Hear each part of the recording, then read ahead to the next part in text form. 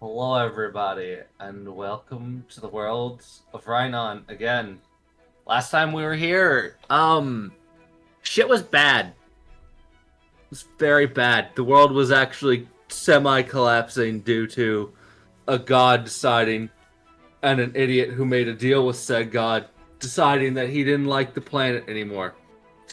There's actually a lot more to that. Go watch the Sanity campaign. It's actually way more complicated than the way I'm immediately making it seem. Think of like That was a British while. Tea Party, but worse. Yeah, kinda. It was like there was a war 1,000 years later. There's a planetary destruction. Yeah. Shit went bad fast. Basically the same thing if you think about it, you know? Shut up, man. Okay, man. I see how it is. We have gone forward, honestly, not that long. It's only been like 5 years. In that time, the main island that we were on last time and that Katsu experienced as well, if you go watch the brothel campaign, the tail end of that campaign is in this world. Why, you may ask? Go watch. Not explaining. Yeah. So much. God. A lot of lore. A lot of lore that I'm not re-explaining. Exactly. But in this world, a fair chunk of the islands got destroyed by the corruption that occurred from the terrible god, except nature has started to come back with the help of the god of nature, literally, essentially, removing his restriction on nature magic use temporarily, near purely for the islands affected by this corruption. Because he sat there and went, no, if I don't do this, they're gonna just die. It's gonna be bad for centuries. Oh yeah. So, he let loose of his restriction on the use of druidic magic. The druids did their druid thing and used a absolute metric ton of druidic magic, which has been both a great benefit, but still has its own fucking problems. As we pan down to the primary island of this world that we have been on, the one with the starting off in the middle of the woods, honestly. As we're panning down on one of the biggest reasons why you don't want to use a ton of druidic magic. That being, there was a giant rune bear knocking over trees and sending... And it seems to be really attempting to kill one particular thing that's darting around it. Hi. Desperately trying to not get hit by said giant bear. Heck yeah. As we pan down as this small figure slides between its legs with relative ease, slashing its leg as we pan down on Ingo. Heck yeah, you know it. It's your boy Ingo. So Ingo is this, like, he's this human. This really stupid human. Oh, he's got this black hair. He has this, like, black hair. Come on, man. He has this, like, black hair.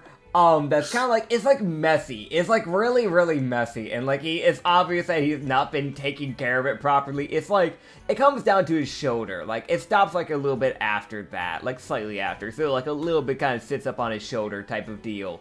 But, yeah, you've got this idiot darting around. He's wearing these like black overalls with, this like white turtleneck. Pristine Snow White turtleneck underneath.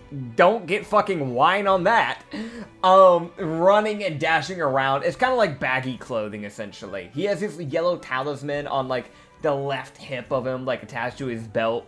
And he has, like, yes, a belt on overalls. Make that make sense. And then he has these, like, yellow, like, talisman, one on each ear as, like, earrings, because he thought it looked good. Ignore the fact that that's probably supposed to be used to keep actual curses and evil stuff away. Ignore that. He also has these like hazel eyes and pale skin. Son of a gardener is all you can really say. Also, pristine white sneakers, by the way. Just want to put that out there. Pristine white sneakers. But yeah, no, he would 100% just be running around throwing daggers every which way. Yes, as you can send your boy's image to the chat, and as I've got as I will also send the thing you are fighting. Heck The thing with rune bears is I will explain a little thing about them. They're called rune bears because runes naturally form on their body when the cubs come into existence, when the cubs are born. They have runes that are on their body that have nothing attuned to them. When there's an overflow of magic, the runes will, if the rune bear lives long enough and doesn't have any magic infused into it, it will just kind of become like a brown bear or like a rather large black bear. But if there's an overflow of magic, say druidic, perhaps, the runes will infuse into the bear, causing them to start glowing. Okay. Which leads to them being nicknamed rune bears. They get near twice as big as they normally would, often clocking in at about... some of them have been clocked in going in about toe-to-toe with giants. So around because like of their 17 size. feet in height, around there. Yeah, they can get up to about 14, but not all fours. The one that Ingo is currently fighting is about 12. People really want it to die because it's been infused with nature and they're still using a lot of magic. If it doesn't die now, it's only gonna keep getting stronger. Yeah. So for those who don't know, like I don't think it's really worth me downloading it and putting it up onto the OBS. But just picture like a dark brown bear, like a grizzly bear, and then just picture just aqua green like runes that have assembled up around its like fur. Like it's kind of going down its like hind and front legs and around its chest a bit, and one forming in the center of its forehead. And his eyes are glowing that same green. But otherwise, he just looks like a bear. Yeah, just a big bear. Yeah. As, it's like, oh, it's a nature infused. It's probably good. No, it's terrible for nature. These things will destroy anything in their path. Yep. If they're pissed. Otherwise, they'll just kind of try and make their way around trees. Still a bear at the end of the day. Oh yeah. Meanwhile, this thing is, as Ingo gets to roll initiative properly against the rune bear. Heck yeah. Just to give people an idea, this character, if he is actually dashing, he'd be moving at 150 feet a turn. Oh my gosh. He goes zooms. I got an 18 for initiative. Okay, I currently have him about 15 feet away from the rune bear. Okay. Just so you know of distance. Okay. You got initiative of what again? 18. 18. Okay. Rune bear. Dex is not your mechanic. Like, you have some, but... Alright, I'll have you know, with its 4. Ah, yes. So, I think I'm going second? Yeah. You it's know like what? It has... right? Yeah. Yeah. And with its mechanic, I go me. It go first. Yes, but with me go I go first. So that overrules I go me. No. I could definitely think of somebody who would have that mechanic, but not fucking Rune Bear. That's fair. Okay. So kicking it off, I have 4 attacks I can do in an action, and I can throw 2 daggers in a single attack. So I'm going to be throwing all 8 daggers, 4 of them catching fire. At this Rune Bear. How dare you? Yes, thank you. How dare you? That will be a 23 to hit. Okay. A 22 to hit. No, actually, no, hold up. It was a 23 to hit, and then my brain did math incorrectly. That's a 32 to hit. Okay, yeah. I was wondering, what's your plus? I have a 19 to hit. Okay, 19 plus. Okay, so you just rolled really lowly. Yeah, okay. yeah. And then a 29 to hit. Okay, so And then a 27 to hit. Then a 33 to hit. I'm literally having to write this down. Okay. Yeah, no, it's valid because I would not remember these. Yeah. 37 to hit. I know this one's probably missing. This is one of the lowest rolls I've gotten yet. It's a 22 to hit. Okay. A 22 to hit. Okay, that is 8. And then a 30. Oh, okay, gotcha. Yeah, that was your 8. Okay, gotcha. Oh, unless you did you roll 22 twice? 22 twice. No, I did not. Okay, because you said 22 twice. Okay, my bad. Okay, then that was probably me what was repeating by accident. Apologies. Yeah, no, you're good. The last one with a 37. Okay, another 37. Yeah. Eesh. Okay. How many of those hit? Okay, so this is where it gets kind of funny with Rune Bear. Uh-huh. So of your to hits, you land.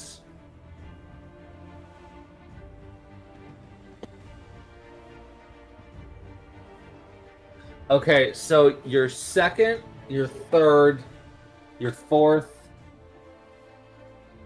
your sixth, and your eighth hit. So technically 5, I think, hit.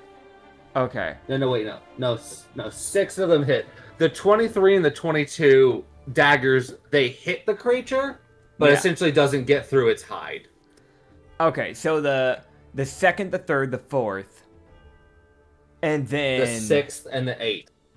second, third, No, wait, no. fourth. The sixth, second, and eighth. Okay. second, third, fourth, 5th, 6th, and 8th. I don't know why. Okay. I don't know why I was skipping. Yeah, that's what I was wondering. Okay, yeah, so 6 of them hit, and 3 of them were the fire daggers, because the first 4 were supposed to be fire. So that first one missed, but... Alright, so... That's going to be 16 piercing, 19 piercing, Okay. 19 piercing, and then 19 piercing, Oh my. and then 18 piercing, and then 18 piercing. And then it's going to be 9d10 fire damage, as it is going to take an additional 57 fire damage from the fire daggers. And then they would then basically plunge out of his body and come flying back to Ingo. Okay. Yeah. Let me quickly do math on how much damage he does to this thing. Thank you. Okay. Okay, so as he throws all of his daggers into this thing, he can really tell pretty quickly. The piercing, it really doesn't seem to care. Yeah. Like, it's like, okay, the dagger stab it. Neat, I guess. I could have missed that, honestly. Yeah. And then the fire hits, and its fur starts burning, as it's probably vulnerable to fire. Oh, awesome, because that's my main type of mana. Yeah, it's probably vulnerable because it was infused with nature, i.e. plants. Awesome. Fucking... I also realized something, because I have thrown weapon fighting style, I get a +2 bonus to my damage rolls. Meaning, since 6 of the 8 hit, that would have been an additional just 12 raw damage. Well, would it have been, like, piercing, I'm guessing? Or I'm guessing it would have been piercing, so it probably would have been halved if it's, like, so resistant. 6. Yeah. It's resistant to piercing. Yeah. It's resistant to martial attacks, so it typically makes these things dangerous. Makes sense. I'm going to use my bonus action to... Because, because, like, he has, like, the little, like, knives, the little daggers. I imagine, like, I know it's not in the picture, but I imagine he probably has, like, a little, like, holster that, like, the daggers, like, go back into when they return back to him magically. It's kind of like Thor's fucking hammer, or, like, Captain America's shield when he throws it, just kind of flying back. It just goes back into the holster, essentially. That's kind of the thought idea with that. He's going to, basically, since his hands are free... bring up both of his hands and like a finger gun position, cross them, and as 2 little fire bolts would begin to form, and then fire as he does his little bonus action, making condensed fire bullets and shooting them towards him. gun style. The bear looks annoyed. Yeah, that's fair. That is a fucking nat 20. Oh, really? Yeah. So does okay, let's see. 38 plus 20, so 58. Does a 58 hit? Barely. Okay, gotcha. So I'll let you double it. I'll just tell you what I get. Or actually, it'd be quad damage, right? Because nat 20 on so it's vulnerable too. Yeah. So the base roll was 34 fire damage, and then you double it, and then you double it again. If I remember right. 34. Yeah. 1, 2, 3, 4. I had to add 34 to its damage taken 4 times. Yeah, no, that's fair. That's fair. Okay, I'm gonna be real. Rune bears are they're supposed to be capable of being soloed by a single level 20.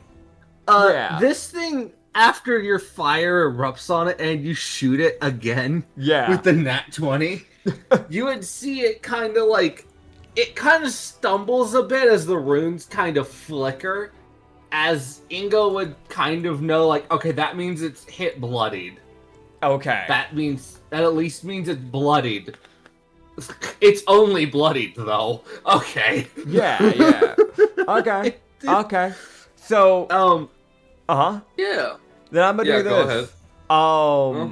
I'm double checking to make sure, because I am a fighter. So you know what I'm about to say. Action surge. Yeah. Yeah, there it is. Yeah, okay. I am going to start hurling more daggers his way. Okay, cool. So, you know what? Here's what I'm going to do. I'm just going to roll them digitally, so we can actually keep track of them. Is there a way I can make it roll multiple in one go? No, I don't think so. I can make it roll advantage, which would roll it twice, but like... No, you can't. No, okay, I'll do it like this. First one, 28. Second one, 29. Third one, 28. Fourth one, 29. Fifth one, 35. Sixth one. Sixth one is 29. Seventh one. I almost had a nat 20 again. 33. And last one, nat 1. Alright, what happens to that dagger? Luckily, it's just a normal dagger returning and not a fire one. Yeah, no, really. Okay, I know what's gonna happen. Okay. Cool, good. How many of those hit? Okay, let me... Oh, yeah. Unfortunately for this thing... Yeah. Because I want my little bear to actually get a turn. Yeah, no, that's fair. The nat 1 misses, but everything else... Okay. The 28s, I'm gonna be real, are like barely hitting. Gotcha, that makes sense. Yeah. Okay. 19. Unfortunately, they are hitting. 16. Oh my god. 16. 19. 17. 18. And 19. Oh. And all 4 of the fire daggers hit this time, so that is 12d10 fire damage. As I get to do 67 fire damage. Not doubled. Okay. I'm still having to add.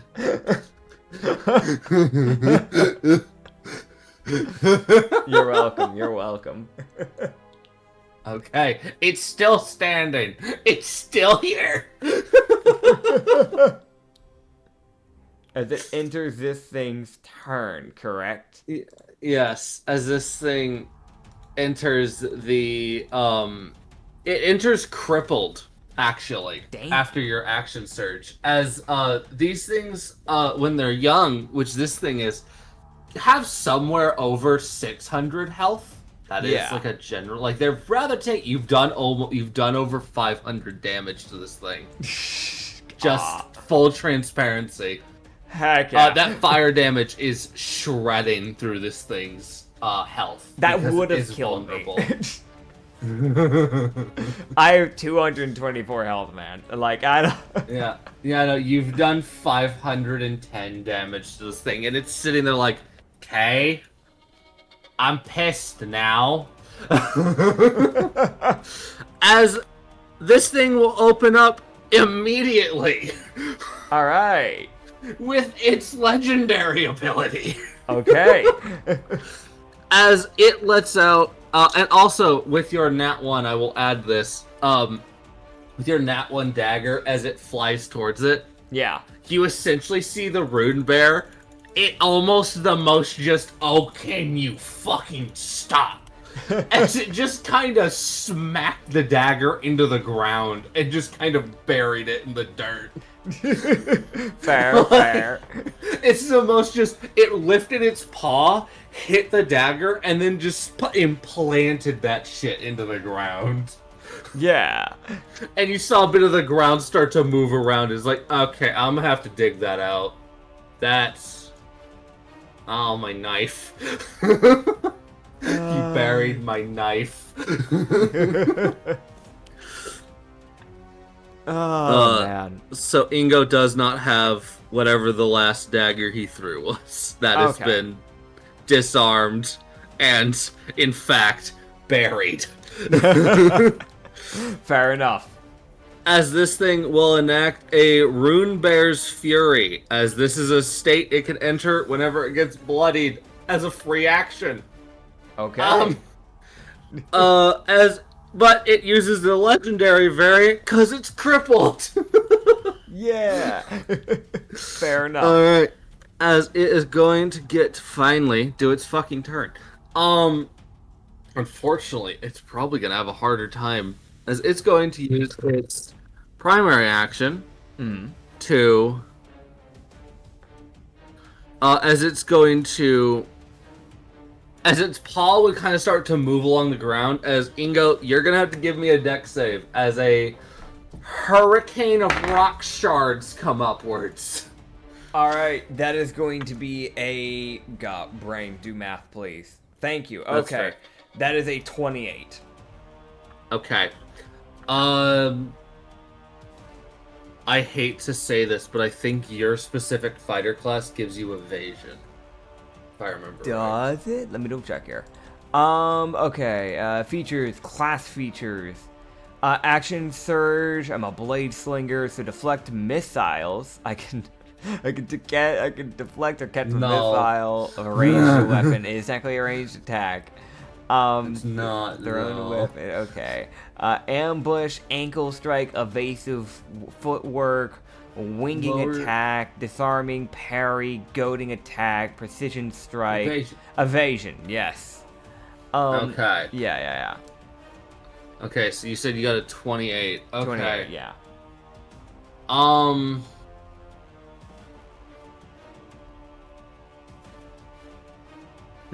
He would barely not get out of the way of the rocks. You can tell he's really close to that save marker, though. Okay. Like, he was very...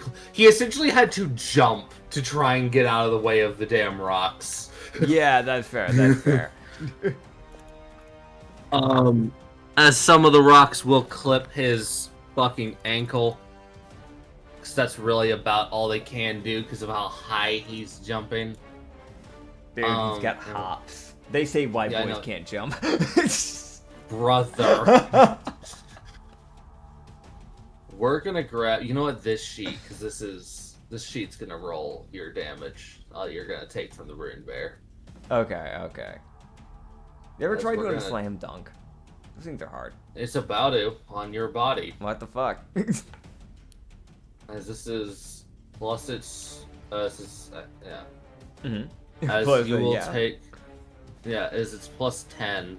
Okay. So, you will only take, however... I think... I'm... double checking my math to make sure I'm not telling you wrong. Because it does have... Okay, you take 28 piercing damage from the rocks. And that's already halved, correct? Yeah, that's halved. Okay, It cool. technically would have been 58 or 56 if you hadn't gotten out of the way. Gotcha. If you did not have evasion, that would have hurt a lot more. Is it is then going to move forward with its movement, try to get closer to you, and then it's going to try to slap you. Okay. I don't know if you have anything to fucking... I'm hinder double that. checking. I've got a lot of things. Yeah, I think see. you have a trick. Yeah, I I have have a a lot of reaction. trick stuff. So, like, reaction-wise, I have parries, which is I have to actually get hit. I can just reduce the damage. Apparently, parry doesn't allow you to strike back. You just reduce damage, even though it's called parry. There's quick step where I can use my deck save to... Basically, if they were to beat my AC, I could use my deck save to try and roll out the way instead. Yeah. There's tricks, which is sudden pain, which, again, is kind of if I get hit. Okay. I'm double checking, though. Indomitable, takes disarming attack, ankle strike. These are, like, specials, though. I don't think I could use that on a reactionary thing, so... Okay. Yeah. Okay, so if it hits you. Okay, so Yeah. your AC is fucking 24. Yep. Yeah, this thing does have a really decent plus to hit. That's fair. So if it's 28, it's going to Quick step. slap you. What the fuck? Okay, so alright, so it's got a 28. You gotta beat a 28 with a deck save. Alright. 15 plus 16, so that's going to be a 31. Okay. So I roll out the way. Motherfucker dodges the first swing, which I'm gonna be real. You essentially have to duck under its paw as it's swinging. Ah, damn it, Which- dude! I wanted to do a fucking backflip over the paw. Well, the problem is it's swinging for your head. Oh, okay, yeah, no, that's fair. Yeah, as you go down, it slams onto the ground beside you, as it probably would have tried to implant you into the dirt. Yeah, that's fair. That's fair. So this bear seems to be getting kind of pissed. You keep getting out of the way. That's fair.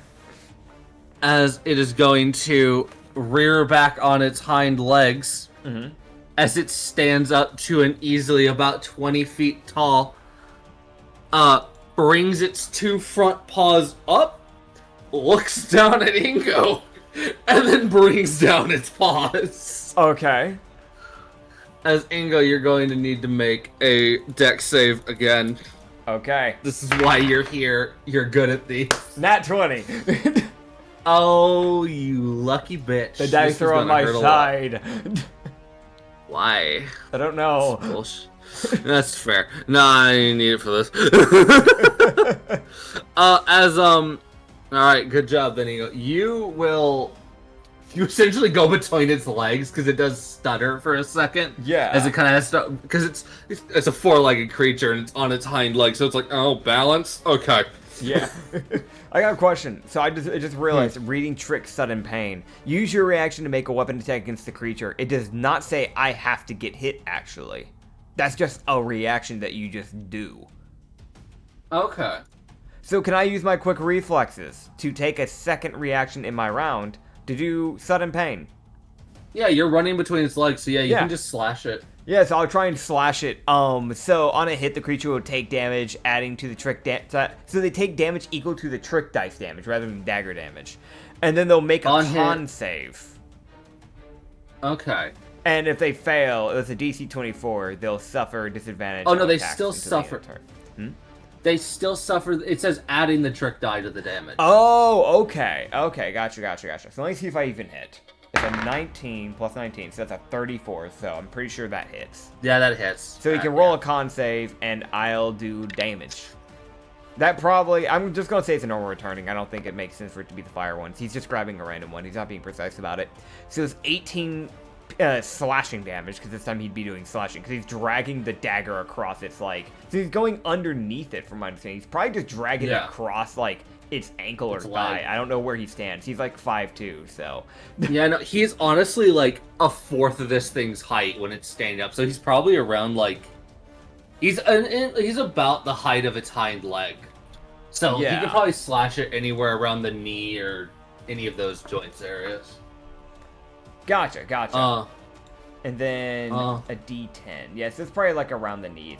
He's probably trying to drag it on the, like the back end of the knee instead of the front of it, and then an additional You're 6. So 24. You're such a little bastard. Listen, I'm just doing what I gotta do, man. Yeah, as I'm gonna be real, it will pass that con save with flying colors. Okay, so it won't get the disadvantage, but it's still taking that damage Yes. at least. Oh yeah, no. As it rolled a natural 17, and this thing has like a plus 16 to con saves. Fair enough. High ass con, because it's a fucking giant bear. Yeah. As it's roaring, because it's fucking pissed. It's like, where did it go? It was right there. As I'm gonna be real, Ingo, when its paws hits the ground behind you, because Yeah. you're behind it now, you see where you were Yeah. is like a 5-foot deep crater. That checks. It does check. It's like, alright, yeah, no, that would have fucking hurt. Yeah, that would've. As it turns around with this most like, it has this look of, you motherfucker mirror, stop you running. You can tell this thing probably doesn't hunt fast creatures. Yeah, If it does, probably. it definitely uses that earth magic or tree magic to its advantage of grapple. Alright, I'm not chasing you, I'm here. Oh yeah, definitely. Alright, so, is it my turn then? Or is that the Not end of it? quite. Okay. It's going to do its last 2 little things, which will be very fast. Okay. It's gonna take one last swing with its paw because it's just trying to smack you at least once. It just wants to hit you. It's just fucking. Fair. It slashes at you with its claws with a 27. 27. That would hit. I don't think I can use quick reflexes twice in the same turn, from my understanding. It No, allows me- you've used 2 reactions. Yeah. So I can't do You can't anything avoid then. this one. Yeah, I have to take Okay. it. Hooray! It actually gets to hit you. Fuck yeah! Actually, Listen here, you little shit. Yeah, no, this thing fucking slaps. As it slaps the shit out of you for 55 slashing. all right. As it is going to then open its mouth and roar with its bonus action. As you can give me a con save. Con save. That is going to be a 17. Dirty 17. Okay, yeah, Yeah. you will be deafened. Okay. And you will take a little bit of thunder damage. All right. Just because of the volume of its roar. Gotcha. This, however, does not have a plus. It's trying to fucking. This is like its one AOE. Yeah. You take 21 thunder Okay. damage. Yeah. Gotcha. All right. As you put it to crippled, it got you close to bloodied. If you Yeah. hadn't dodged its 2 fucking hits, it would have fucking. Yeah. For those who are Right. like, how does he know that you're close to blood? I have my screen being shared. Yeah, which no, is- it's shut up. helpful. Shut up. It's I'm also watching helpful you. for the DM. It is. It actually is. Yeah. Because he actually knows what I have going on. Okay. It makes me feel less bad when I'm like, okay, how much health does he have? Oh, I can hit him for this. It's fine. Yeah, Fuck it's fine. Oh man, that's why I like having y'all's HP on Roll20 because I know how much HP y'all have. Oh yeah, no, I feel that. Yeah. Okay. So, I am going to first of all, bonus action flame enhancement, as he would basically tap his first knife, and that knife becomes coated in fire. So there's already the natural fire that erupts from Dude. the dagger, and now the entire thing It's no longer just the blade. The entire thing is now coated in fire. Dude, you see this fucking bear get this look up? Oh, god damn it. Yep. And he gets that smirk, and he just goes, down goes the bear, and he's just gonna fucking throw the daggers. Again, very original, 10 out of 10, best line from this bastard. That's a natural 19, so that's 38. Yeah, right. that'll hit. Yeah, let me just go and roll that damage, and then we can do the other ones. This first one might actually kill it. That fire damage might actually kill it. Let's see, 19 piercing, and then we have the 3d10 that would come from the original dagger. Okay. That's 6. Okay. It's actually rolled low. And then there's 4d8 from no. fire enhancement. That's another 19 fire damage. And he gets to roll a con save, otherwise he will catch fire and take an additional d8 every turn until he beats the save. Okay, luckily he will beat the save. I'm assuming it's at 24 again. Yeah. Okay, he rolled a 16 again. Luckily he's rolling high in these. Okay. Cool. He can fail those. It's not like he can't fail. No, he can. Yeah. Because it's a 24. It's just he's rolling well. Yeah. I'm gonna roll the rest digitally so it's easier to keep track. Yeah. I will mention this thing is like this thing stumbles from that one dagger. That's fair. Because you can see those runes are flickering heavily. That makes sense. 36. Oh my god, a nat 1. Oh my god, another dagger gets slapped into the ether. Alright, that's my last one of my other fire ones. A 31. Okay, dude, you can just roll the damage for this point. Okay, yeah. Yeah, because I'm gonna be real. How do you want to kill it? I can just ask that. Cause, yeah. I don't think. Yeah, no, it's like, fucking dead. It's fucking dead. So I would actually use one of my mono things in the process of this because I didn't get to show this off. So I want to start hurling my daggers into this like bear, like a porcupine. Basically, I just want to like rush around it and basically rush towards it. Jump over it, like just kind of like fucking acrobatic ass type of like backflip over it type of thing. Push off its back, basically just hurl the daggers into its back. And then I want to use my mono slot, my last one that I would have because I only have 3 from my understanding. And I want to use my flaming cloud as a 60-foot sphere area would become covered in this just cloud of fire that would form in the sky. It's just fire daggers that would just start raining down on this bear. Just embedding into its skin. Yeah, no, it would... It's the most, like, that fucking stubborn animal thing of it. It stays standing even after it's, like, clearly, like, nearly dead. It's like, fuck you. Oh, God, I'm dead. Yeah. As it fall over. You would have as many, mana slots as you have as your proficiency bonus, I believe it is. That's fair. Fair. Okay, yeah. So I would have 6, I think. I would have had 6, yeah. Heck yeah. Okay. All right, cool. Awesome. As Ingo wins, he beats the bear. He was told that he would probably have an easier time than most people due to his fire attunement, and he can definitely see why. yeah, it makes sense. Is there like a way I can haul this thing back to town? You can fucking try. It's like a 12-foot tall bear. It weighs like several tons. I mean, like, it's a lot of wasted meat. Like, I'm not gonna just waste that. Like, that's my dinner, man. Oh my god. You think I got a home? You think I know how to cook? I bring this to the tavern. I can just sell the meat, and they can I can pay for dinner. Oh my god. I haven't had a shower in 3 days. Brother.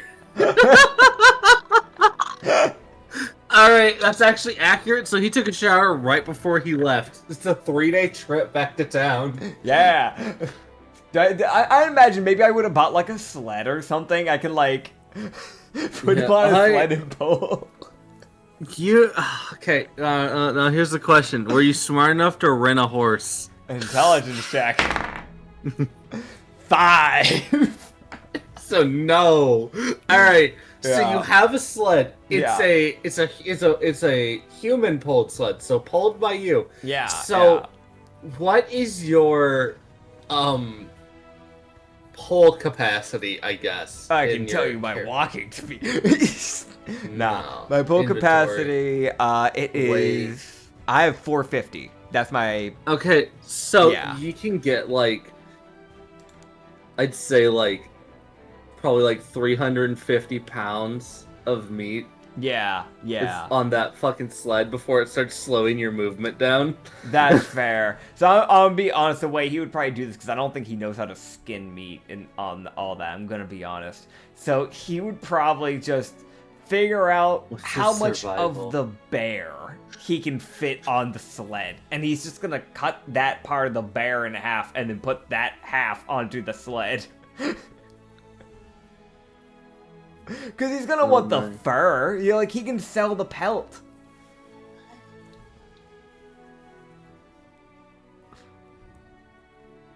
Do you want me to roll a survival check anyways? Yeah, it'd probably be a survival, Okay, like, cool. hoarding the meat and whatever. Alright, 20. Okay. Alright, let me, yeah, you'd be able to get, like, I guess it's, like, 2 of its arms and its head. Awesome. Awesome. Like, it takes him, like, several hours, because he has to be also kind of careful to not get blood on his shirt. Yeah, yeah. That makes sense, that makes sense. He's being very careful about it. Oh, God. Oh, jeez. Yeah, Yeah. He'll get that loaded up, he'll start bringing it back down. Great, cool. So, as he would get to travel back, I'll roll to see if anything happens.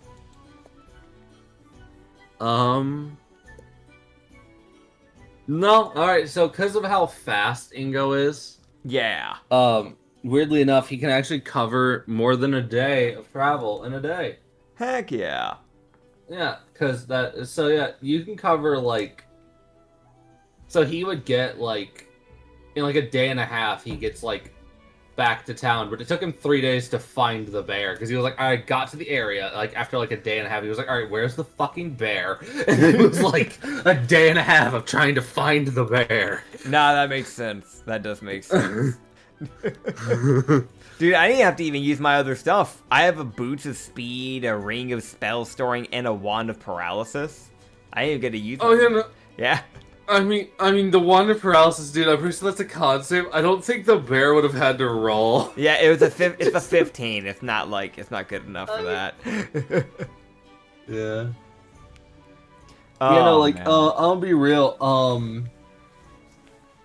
If you didn't have that fucking those daggers of fire, that would have been a lot rougher. But that fire daggers really slapped that thing's HP. Oh yeah, it made a big difference. I was like, all right, cool. Fucking like 600 HP sounds good. I've done 510 in my first turn. I was like, never fucking mind. This thing gets one turn to try and prove that it was worth a fight. Oh man. You know what? It tried, man. It did what it could. It really did fucking try. It was like, okay, I'm gonna slap you. You dodged. Oh fuck, I'm gonna hit you. No, what the fuck? Let me hit you. Just a fucking. He's trying, man. Getting bad. Fucking some druid tries to fight it. It's absolutely fucking curbed. Only druid that would have had a shot would probably have been a like fire druid. I'm trying to think what they call that one. Wildfire. Yeah, wildfire. Yeah. My brain was going to like fire spirit. I was like, that's not it, but like it is kind of in the right direction because I do have a fire spirit. Yeah. Yeah. Oh god. man. Okay. Okay. So as Ingo would head back to town, I will also get to pull up because I can tell you Oh. the name of the city you're in. Heck yeah. Heck yeah. As your boy is in Dalhurst. Dalhurst. Okay. Okay. So we're here again. We're back here. Can't escape it. No, Dalhurst. Fuck you, everyone, as he's back into the jungle because it's really the only kingdom that lived. Yeah. The whole event. He would also know, as I can explain, like, different groups have taken over different areas in an attempt to slowly fix the fuckery that has occurred. Makes sense. Yeah. Yeah, makes sense.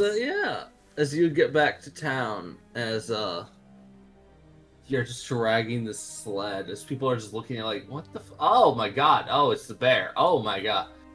Why did you decapitate it? Why did he do that? He could have just brought like its torso. Wait, no, he's not strong enough for that. Never mind. Dude, I like the idea because he doesn't have a lot of strength, right? I like the idea that like what he does is like, how is he pulling this thing? That's like a lot of weight. Remember that 75 feet? It's a lot of speed pedaling. It's like watching Sonic run in place. Yeah, dude. Alright. That's great. Oh, man. Yeah, I guess I'll head to the tavern. I gotta go pick up my prize, you know, maybe get a few ales, you know.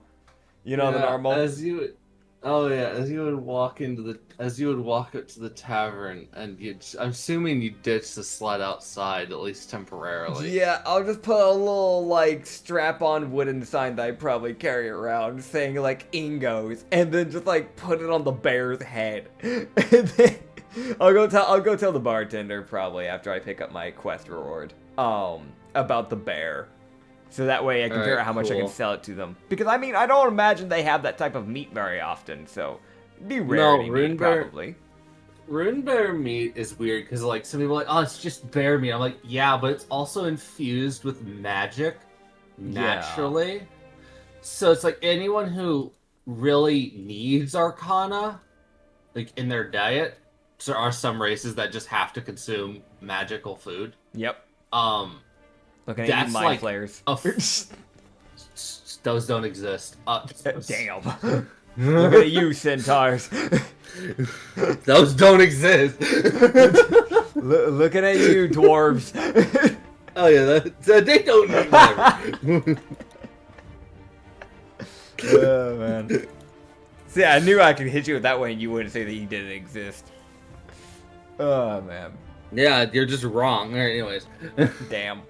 Yeah, as Ingo, as you would, do you pay any attention to, like, the people who are in the tavern, or do you just, like, bartender, bitch, come here? Well, obviously I do, because obviously, with my brilliance, everyone cares about me, so I've got to welcome all my friendly, adventurers, you know, that I'm back, you know. The magnificence is here, after all.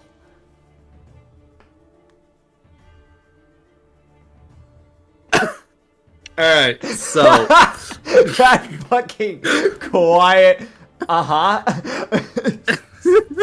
Hey, I'm just playing up to the character, man. Alright, dude, oh, God.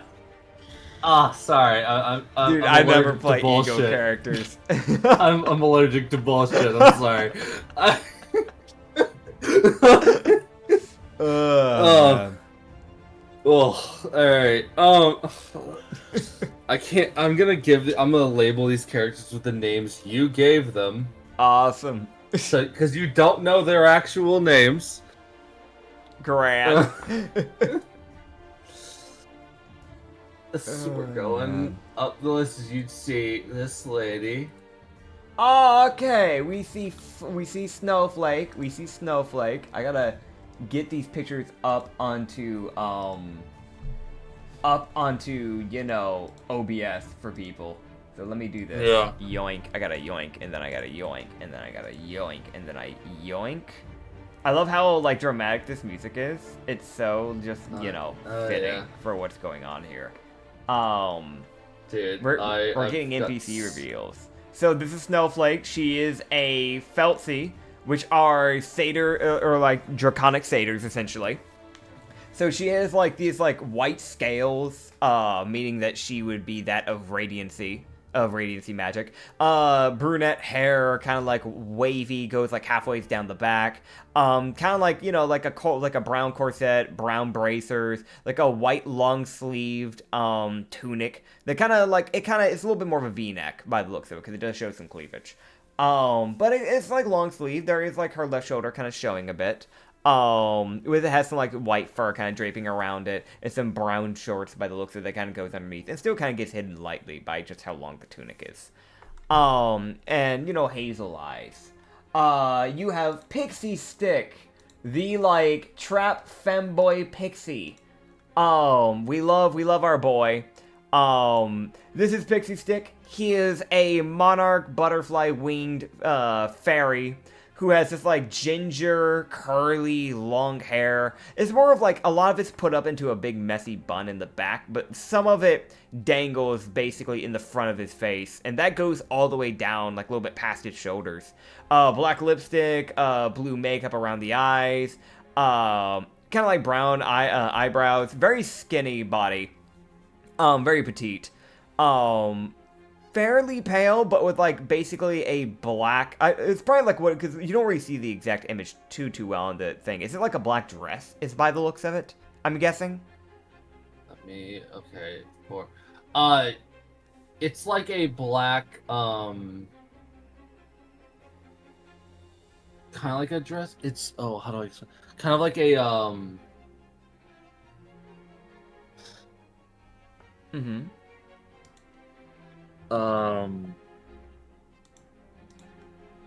Anya's typing something actually to help me out here. Okay. I will not be able to see it, so you know, you just halter style dress. Yeah.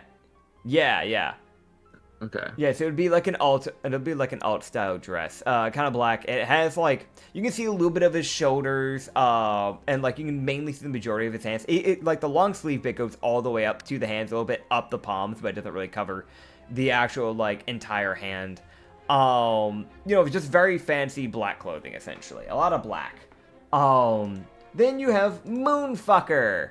Moonfucker, lovely names, I know everybody. These are the actual names, I'm not joking. You have the, like, lichen, the half Lupin, who is, like, Don't call her a lycanthrope. Yeah, not lycanthrope. So she has, like, the human body, but she has, like, the wolf tail and wolf ears. Kind of like gray fur, essentially, for that. And then she has, like, I can't tell what color hair that is. Is that gray? Is that going with the same color? Is it just a darker gray? Acrid? Yeah, that's like a bluish. Okay. It's like a bluish. It's like a gray slowly turning blue kind of like styled hair. Okay, gotcha. Yeah, and it's kind of wavy. Goes like basically down to the shoulder. Steel gray. Yeah, steel gray. Thank you. Doesn't really seem to go much further past the shoulder. She has more like a pirate's type of like tunic is the best way to really describe it. Where like the shoulders are exposed and it has that like puffy, fluffy sleeves that like you'd often see with like the everyday medieval like pirates that you'd see. Like think of like the classic pirate shirt. It's kind of like that when it comes to the sleeves. It's got that flowy frill to it. Fingerless gloves that are kind of like that dark brown, and then she also does have like a corset that just have like a top that goes over a bit of the shirt as well. And that's like a dark brown, and then like a dark gray pair of pants, kind of like a charcoal gray, but like slightly lighter than charcoal gray, and then like dark brown leather boots that she has up on her side. Then you have Fleabag, who is a null male. Fleabag is a hyena, so he has like the normal hyena stuff, obviously. He has this like V-neck, white undershirt that is sleeveless, and then a sleeveless like jacket is really the best way to put it. Maybe more of a vest is the best way to put it. It's a very like medieval style vest. It's like a dark blue with like a white fur lining area, so it looks like it might have a hood that could be put over.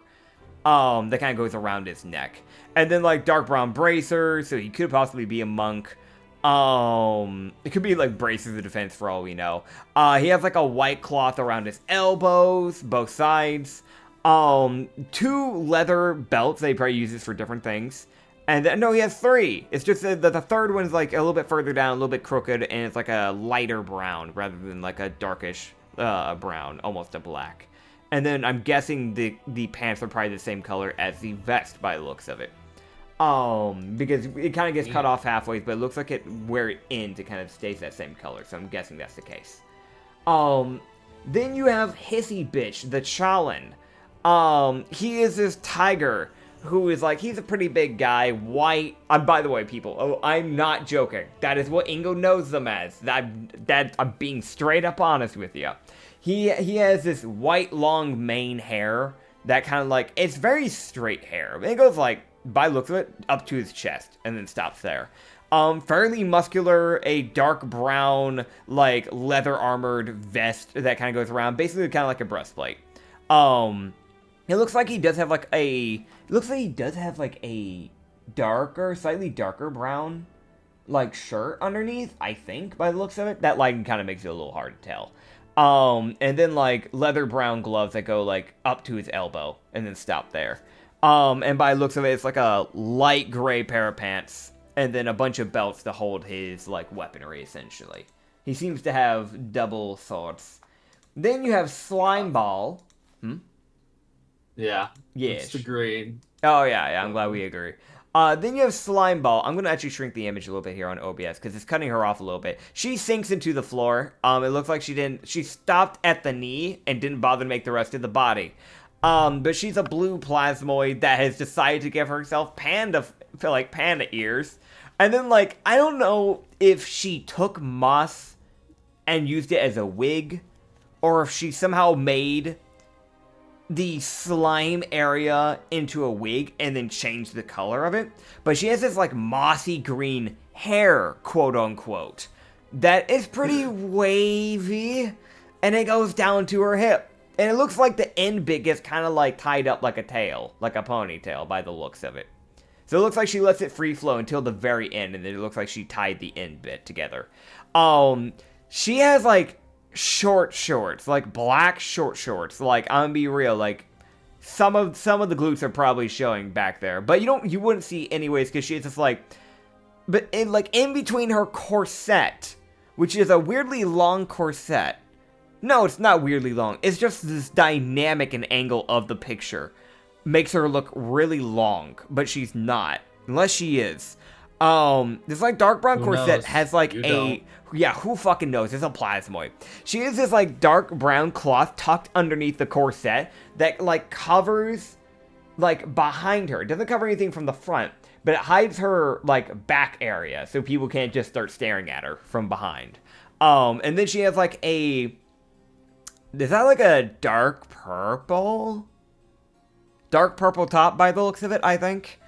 And then she has puffy sleeves that kind of connect to it, but like there's definitely like the top half like cleavage that does show from it. Also, radiant green eyes. I'm just gonna put that out there. Radiant green eyes. Yeah. That is Slimeball. But also, lastly, we have our favorite, the one I'll have to go talk with because he's the bartender and the guild warden. We have Fish Sticks, our favorite guy, our good old pal Fish Sticks. Fish Sticks is a Grieger with yellow eyes. He is a Grieger, so even though the picture doesn't show, understand there are 8 of those things. Razor sharp like teeth, kind of like sharks. Elven looking ears. Dark blue, like light, his skin mixes between a dark and a light blue. It kind of shifts between the two. These like insanely long, thin black eyebrows that are almost always pointing down in like an evil furrow.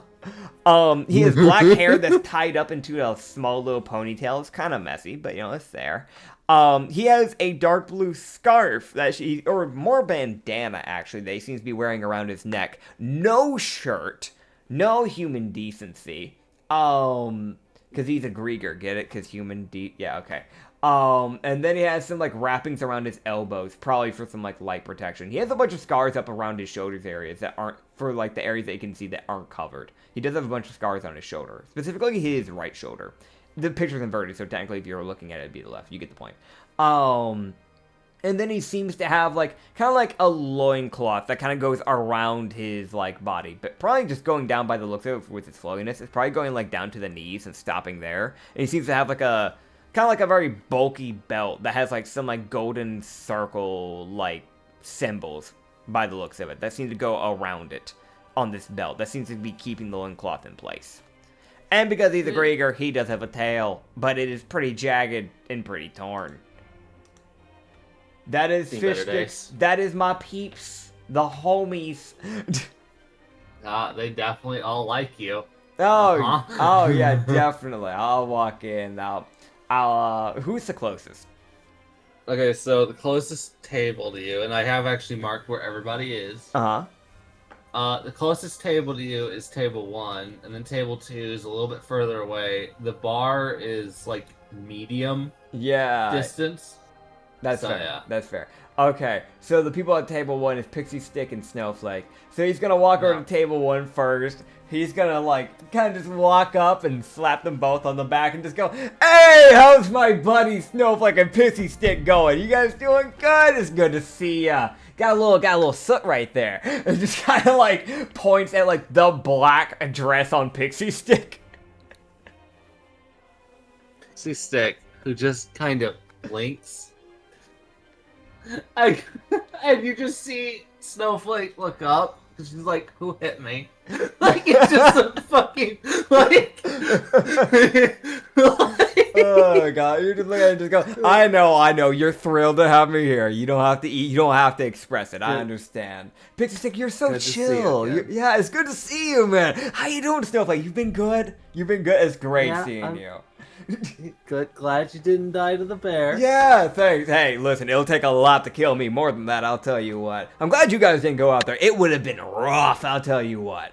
But hey, listen, the old human, we got you. We got you. Great. Yeah. You can thank me later. Let you take the difficult ones. Oh, of course. Yeah, I mean, listen, I don't want you guys dying. You're my buds, my pal champs, my friends. All right. Listen, I gotta do my rounds. I know people are excited to see me back, so I gotta go check on everybody else. But it's good seeing you two. You just... She gives you a smile. Pixie Stick says nothing, but gives you, like, a thumbs up. But what, like, Ingo, let me double check something about you. Yeah. What's that insight of yours? Oh, my insight? Let me double check here. Okay, yeah. I've gotten a plus 11, so that's like a passive of 21. Alright, cool. As far as you can tell. Yeah.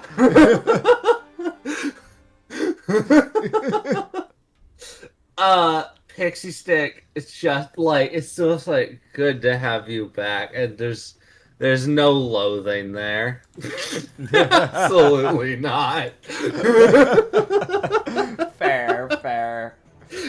Oh, man. Oh, God. Yeah, so from table 1, it's kind of equal distant to, like, table 2 or the bar. Yeah. Oh, great. Yeah, so he's gonna walk up to table 2, and he's gonna go, "Hey, what's up? It's my boys. What's up, Moonfucker and Fleabag? And don't worry, I didn't forget about you, hissy bitch. It's good seeing you guys. Listen, I fought that room bear. Easy win. Listen, I went ahead. I made sure. I know how much you animal fuckers love yourselves some bones." And he pulls out one of the fucking room bear bones, tosses it on the table. He's like, "You can split amongst yourselves. I know. I'm great. You're welcome." Okay. So. Oh. Oh, man. Listen, man, I feel the recoil too. Oh, man. It's like psychological damage to the DM. Psychological damage to both of us. Alright, I'm gonna be real. There's a low rumble of a growl from I wonder who. Oh, God. Weirdly enough, this is also where I get to express a little bit of the personalities characters. Yeah. Fleabag, as you call him, the Knoll, the typically pretty violent people, he is probably the calmest of the three here. Fair. Is a Knoll who is like, I'm not gonna be a bloodlusting psychopath. Crazy. Yeah, you just see him, he just looks at the other two and goes, I'll take it, it's the most, it's like, I'll take that. I can actually do something with that. Because it's a Knoll. They work with bones. Like, he actually can. He would just go, like, thanks. Of course, man. Happy to help. Also, hissy bitch, dude, your humor has not stopped. You always growl at me, man. You know, you're fucking hilarious. I absolutely love the way you do that. Never stop. Never change, man. Never change.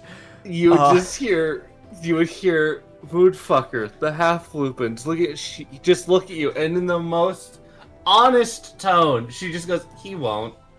Oh, that's great. You know, this is why we keep you around. Like, listen, I know, you know, you're probably not the best at, like, combat because of who you are as a person. But listen, you are great for that morale boost. I'll tell you what, you're keeping Hissy Bitch in check all the time. You're making sure he's not flying off the rails because you know how Chalans are. They're rampant and crazy, but you're so just good at it. And it's probably because, you know, like the whole lycanthropy thing going on with you. You're great at that. I'm real proud of you. Well, sorry, I gotta keep going. I gotta keep checking on people. You know how it is. I'll see you around. You just... Okay, so as you walk away, I'm gonna say this for you as a player. Yeah. Hissy Bitch rolls a fucking will save and succeeds to not throat punch you. Fair. The most, oh my god. I'm not dealing with the fire, bitch. I'm not gonna deal with it. It's not worth it. Oh, but it's real tempting. Oh, man. Also, when you call her a lycanthrope, her ear twitches. It's just a single flick of... Oh my god. Oh, I'll mention again the Knoll sitting there like, okay, if I fashion this into a dagger and I put it into his throat,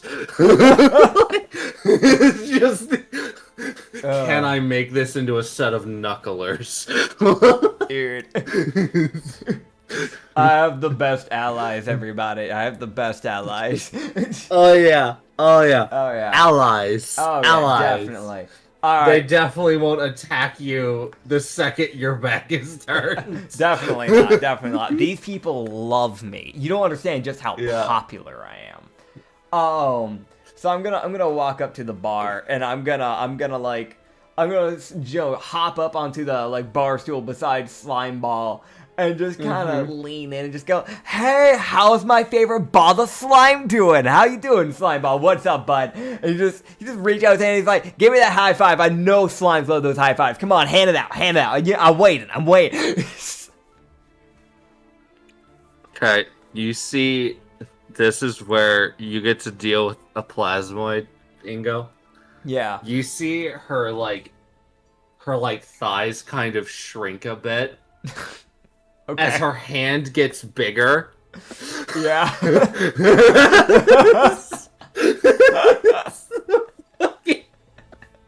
She and then her arm rotates around her body. Yeah. To give you a high five. Thought she was about to fucking smack the shit out of me with that hand. No, she would never. She probably thought about it. Definitely didn't just miss her to hit. Yeah, definitely not. Yeah. However, Ingo, con save as your hand makes contact with hers. All right. That's going to be a 23. Okay, you will be careful enough to not go past the water layer. Yeah, he kind of turns that skin. He kind of just turns the high five into a dap me up essentially to make sure he doesn't accidentally put too much pressure into it. Yeah, no. So it's that thing of she's like, okay, it's a high five. Damn it, I missed. And then just as his hand's sliding from it, he'll do that thing where you hook the fingers to do the dap him up, and kind of like pull her to him, and kind of like do like the little shoulder bump for like the dap up, and then let go. All right. So her whole body is jiggling. Yeah. She's like a gelatin styled fucking slime. Because she's actually figured out how to make herself semi-solid, like for the most part. Yeah. So it's the thing of like a lot of people compare her to Jello because of how her body reacts to things. Because she's been alive long. She's not like young. She's been alive for a while. So she's like, all right, I'm not like. That's also why she actually has hair. She's figured out how to mess with her biology. Okay, so it's not moss. No. Okay, no. Cool. Yeah. Plasmoids, when they're young, they're very like, I am a ball, I have a dream, fucking mirror. You're the turn and just go, hey, that's what I'm talking about. You know, you always give the best dap ups and high fives, I swear. By the way, I want to know one day, what is that sensation? That is crazy, the way your body just moves like that. That is fucking wild. Couldn't be me. Humans, we personally, we have very solidified bodies. You know, I know you're trying to copy it. You know, I understand you're jealous of our human bodies. I understand it. But hey, listen, you know, you're doing what you can with what you have. And you know what? I give you respect to that. You do the best you can with what you got. Good for you. She looks at you and she goes, you know? Yeah. Yeah. So how's the hunting been? Has it been good? Yeah, you haven't gotten yourself hurt or anything like that? You know, I know, you know, women are kind of, you know, but, you know, like, you're doing fine, right? You'd see her look at you, and she goes, yeah, fine, just dealt with aberrations. Yeah. That, hey, you know what? That's probably right up your alley, you know, the whole acid resistance and all that. I mean, I just wouldn't want you to, you know, get splattered. I mean, considering what you are, I mean, you're probably kind of frail, so it's good to see that you're doing well, you know, it's good to see that. It's good to see my friend intact. Hey, fish sticks, over here! I want this to be known. Fun fact for everybody. Yeah. Near every single person in this, like, if they were all the same level, for anyone wondering, Ingo is a higher level than everyone else here. It's that thing if they look at the guy who actually, it's that thing of he outclasses them. It's the only reason why he's getting away with this, honestly. Yeah. The terrifying thing for Slimeball and the class that I gave her and the way she set up, at her current level, which is level 10, she has nearly the same amount of health as him. Yeah. She is absorbently tanky. Yeah. Fair enough. It's like, it's just the funny thing if she's looking at it, he's like, you're frail. She's like, sure. We'll go with that. Sure. You know, whatever rocks your boat, idiot. Yeah, no. But also just like the plasmoid, like, she's probably not that smart either. Yeah, so she probably hasn't even fucking pieced fully together. She hasn't pieced together just how fucking misogynistic this bastard is. No, yeah, she's kind of up there with Snowflake and the fact that she's nice to you anyways. Yeah. You would see Fish Sticks, he was having a good day. Dude, he just hears from across the counter, hey, fish stick! It's the most you see his, like, kind of stop for a second. And he just you see one of his eyes turn and look at you like, that's fucking Ingo. Alright, here we go. Like, you see him turn with that, like, with the way his face is, he almost always looks like he's smiling. Yeah. Because it's just got this, like, permanent locked, like, just fucking razor-sharp grin. Yeah. As he just turns and goes, Ingo, you're back. Good. Yeah, of course. You know me. I always come back in one piece. Barely a scratch, I'll tell you what. But hey, it's good to see you're doing well, Fish Stick. So, like, how's the wife been? Has that been good? Everything been fine with that? She's fine. Ah, that's good. That's good, man. That's good.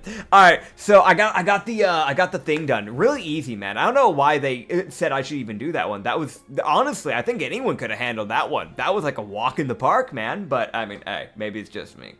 Oh. He sits there, and you, like, it's everyone can see. It's like, I could correct you, I really could. Yeah. I'm not gonna. It's not worth it. I don't get paid enough to do that. You're like, right. You know me, I figured I'd stop by to check on you, to pick up the bounty, maybe pick up a few drinks, you know the normal. Yeah. Yeah, All right. yeah. So you've got the head of the creature, right? Oh yeah, dude, listen, I parked it right outside the window.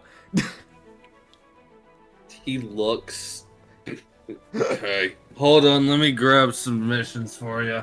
Awesome. So you can be on your way and keep being successful. Oh, yeah, dude, listen, I appreciate it, man. Listen, I know you're too weak to go fight, but dude, man, listen, it's so appreciated that you were so willing to just try and help out the ones that are strong. Like, straight up, man, like, I could never ask for a better fish, than you, man. Like, honestly, straight up.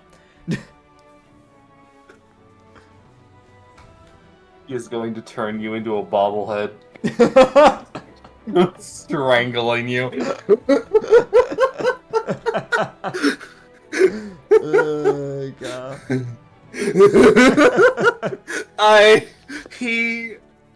No reaction from that, by the way. The greatest self-control. This man. All these people have some of the highest self-control quotas. Oh, yeah. Oh, yeah.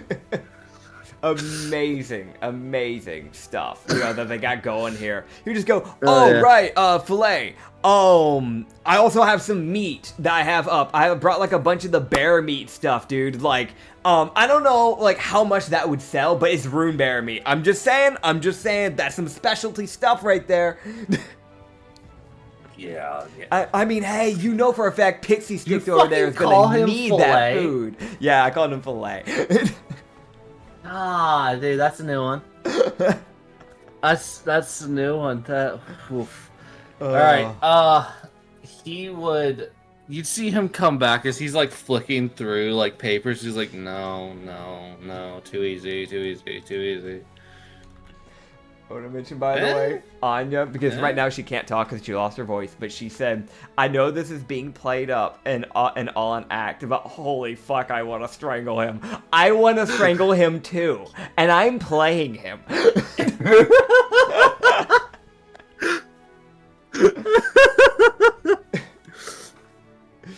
For those wondering, yes, you're supposed to hate this character. Yes.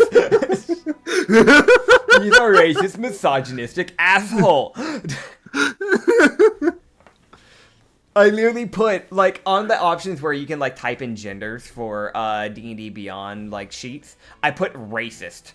So it just says racist fighter. Ugh. Yeah, alright, it's cool. something. So, oh my god. It fucking hurts me to even do this. I hope. Oh boy. Okay, so. Alright, you would see him like go, alright, so I've got like wait, no, forget all of these, hold on. Oh, you got something better? Something more up my caliber? Yeah.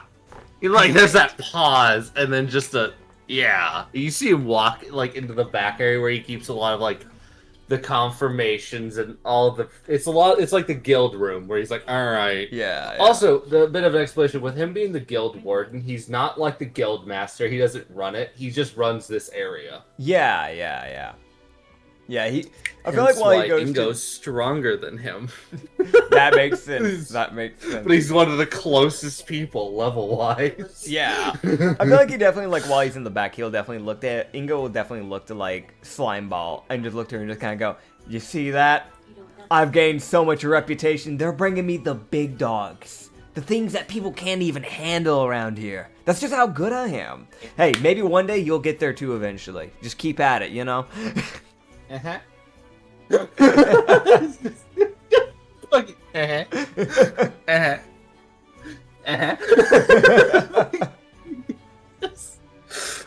You'd see. Listen, he like pulled up 3 different things. There was one for like it looked like an elemental. Another looked like for a giant centipede.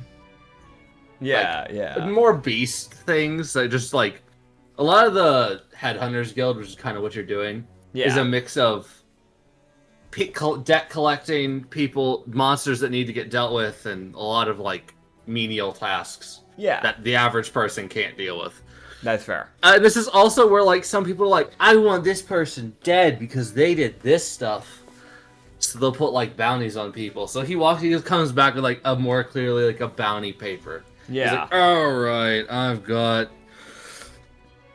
You see him look at it. He goes, oh, they forgot the name or anything. Okay, whatever. It's some witch. A witch? I mean, not to like, be that guy, but witches are kind of weak, aren't they? I mean, are you gonna turn down 5 million? 5 million? Okay, hey, listen. I thought it was gonna be big dogs, but hey, 5 million for an easy kill? Listen, not even a problem. Not even. Hand me that. Thanks, Fish Sticks. Dude, listen, you're always looking out for me, man. You're the best. I could never ask for a better filet friend, dude. Gives you the paper. Okay. Yeah, he just, it's that same smile. Heck that same sinister ass grin. Heck yeah. Oh, yeah, right. Don't forget, I need to get my reward from the bear, and how much would you pay for the bear meat, by chance? He would sit there. You'd see him, he'd just go, alright, how much is it?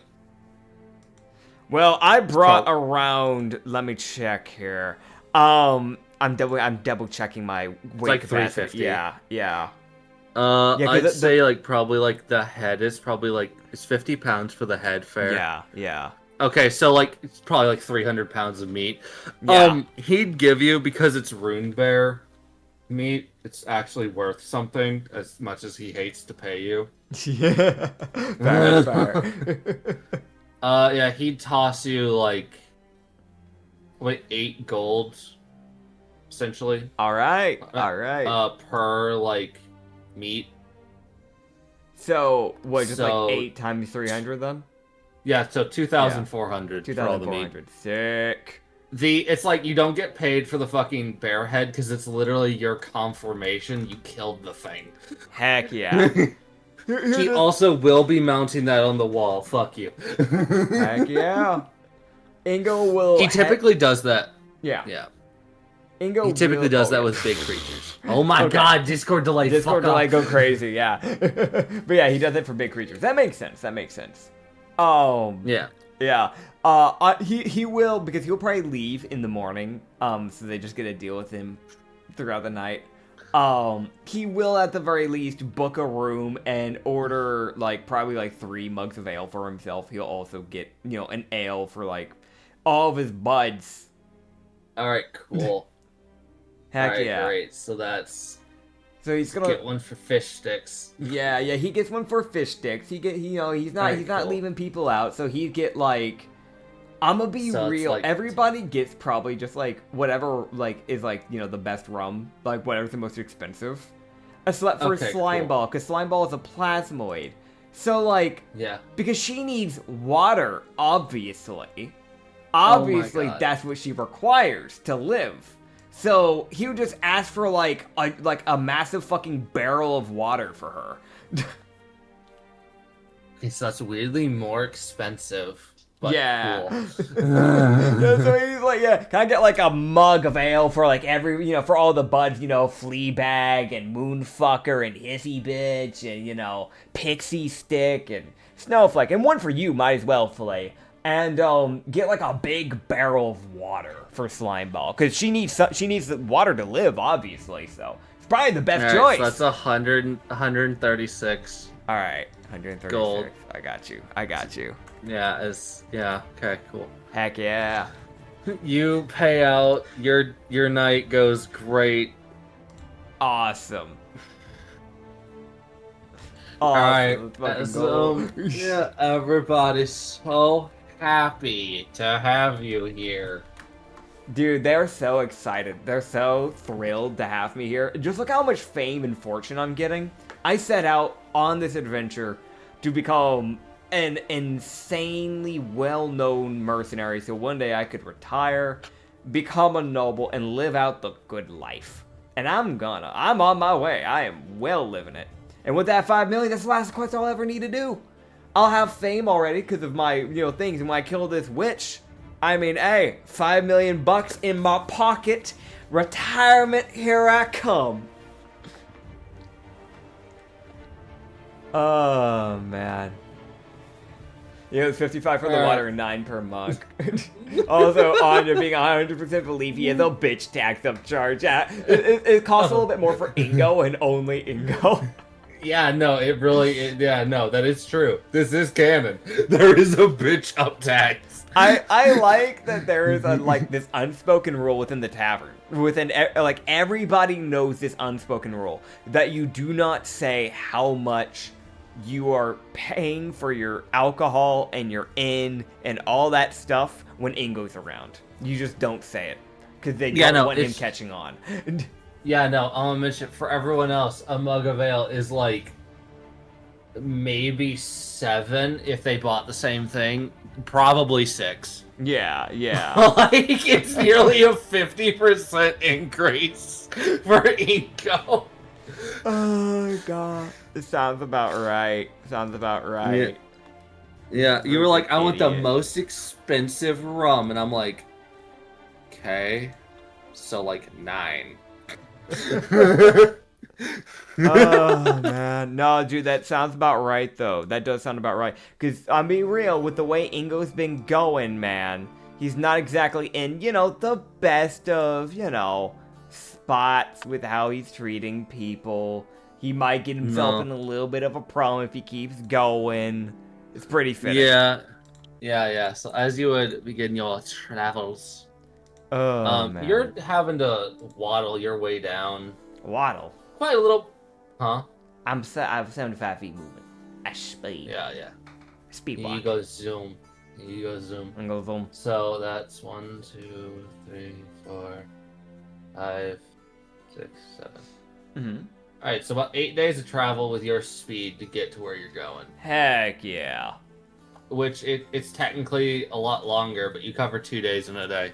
Hey, listen, I'm just that good, man. I'm just that good. Yeah, you just skip all the tasks. Yeah, I skip too good for them. I'm too good for them, man. Listen, they don't deserve my worthiness, okay? They just don't understand how perfect I am, okay? Yeah, man, absolutely.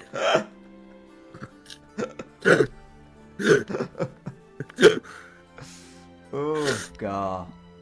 Comeuppance about to be a whole ass bitch. Oh man. Yeah. All right.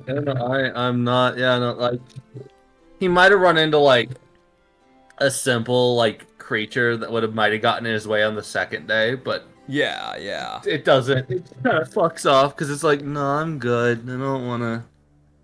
I'm good. That's a lot of fire. I'm good.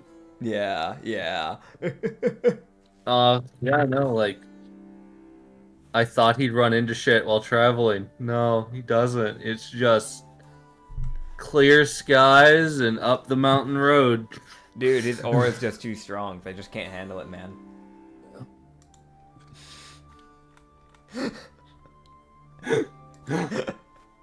Ingo Sunshine, the main protagonist.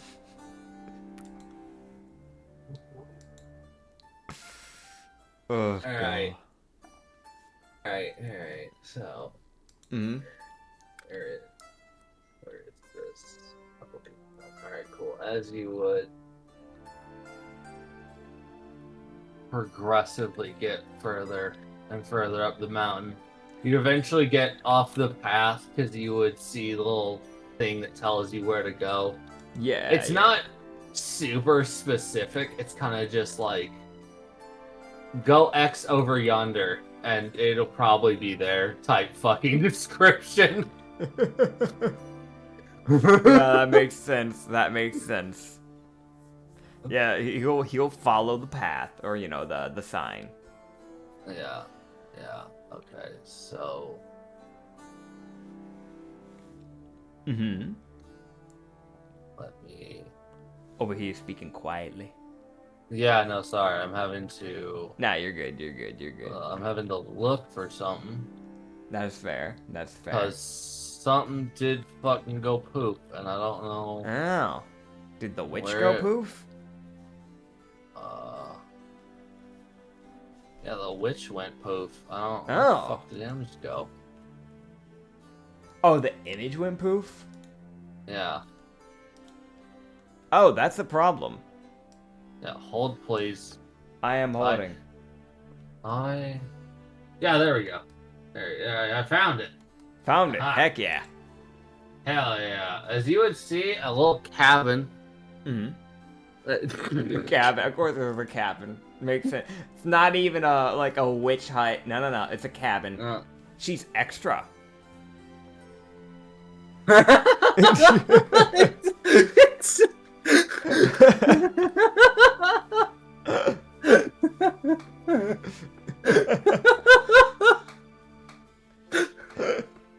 No wonder they needed me to kill her. She's being a little too extra for the town's liking.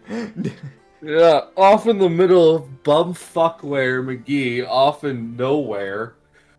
Oh, like, man. You are up near where the former capital of the Mountain Kingdom was, Mm-hmm. like Solaris. You're up near that city's ruins. Okay. And there's this fucking cabin off the path. Just Yeah. with this tiny little dirt road that looks like it gets walked maybe once every other week. Like, Fair.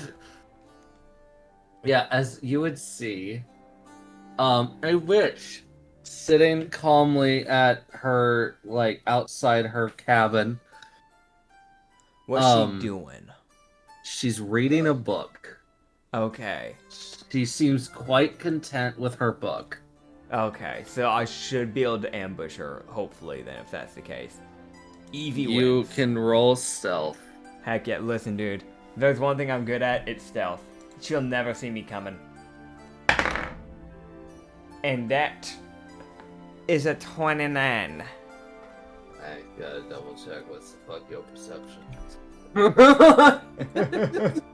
What the fuck your passive perception? Okay, got it. Cool. Alright. As far as you know, your stealth. Yeah. Heck yeah, dude. Listen, I'm just that good. Witch. Okay. So now that this witch does not see me, I'm just gonna put the image up onto there. We are seeing right now, this lady. She has this kind of like gray hair. Oh my god, that's so massive. Okay, hold on, wait. I gotta like shrink the image because it just like put only her face on there and the rest cut because of how big the image is. I'm shrinking it, everybody. You have bear time. I can't prep these type of images at a time because I don't know what I'm dealing with half the time when he's DMing. I'm just gonna have to put them up as we go, okay? Deal with it. We are dealing with a unknown witch with gray hair that goes down to like past the shoulder, probably like halfway down the back by the looks of it, and a bit of it drapes over her shoulder. I cannot explain this in any other way other than I'm going to take words that Anya used one time years ago about a different character. Voluptuous Gangahungas. Gangala, yeah, those. Fucking massive, shape, to say the least. There's no other way to really put that. She has hourglass, times 10. It is a possible body type. It's just very unlikely. Those thighs could crush the fucking... No, I shouldn't say that. For reasons I should not say that. Fact is, unit of a person. She has this like dark red velvet dress, that kind of like covers the main area of the chest that needs to be censored and nothing more. There are no sleeves. It connects to a choker that is around her neck that has like little spikes and is like a slightly lighter red, and that same red's used for a belt that goes around her like hip. That has a little satchel on it. She has a scar on her right thigh because the dress mainly covers the majority of her leg, but her right thigh sticks out because there is a slit around that area. She has these like boots that go slightly past the knees. Not by much though. They're these like dark gray, almost blackish ones with a steel tipped heels, and a steel tip in general. So she could just impale a person with that. Maybe she's a martial witch. The top bit of the boots also has those same spikes, similar to the choker, but way bigger spikes. Black tattoo on her right chest, and black tattoo on her left shoulder, and a tattoo on, or not tattoo, but a scar on her right shoulder. And she seems to have these like hazel eyes, a scar going down her right eye, and the left eye being hidden by her hair. Black lipstick, black eyeliner, the whole shebang. Yeah.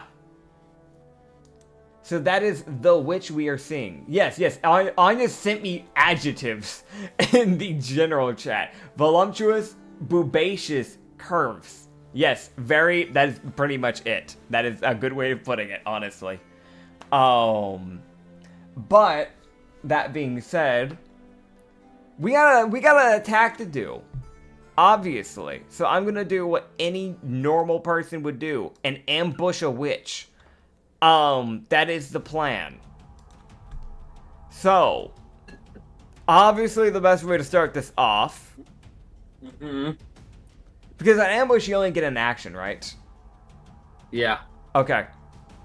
Let's fuck her up. I'm gonna pull out the Wand of Paralysis and attempt to make her roll a DC 15 con save, or try to paralyze her for a minute.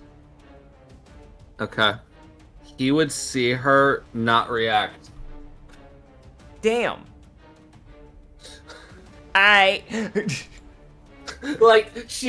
the thing of, she sees her actively just still turn a page in her book. Like, she's not paralyzed, but she probably is also aware that spell got cast, just chose to ignore it. So, is she paralyzed? No, because she turned the page in her book still. Okay, gotcha. Apparently the Wand of Paralysis is supposed to be a whole action.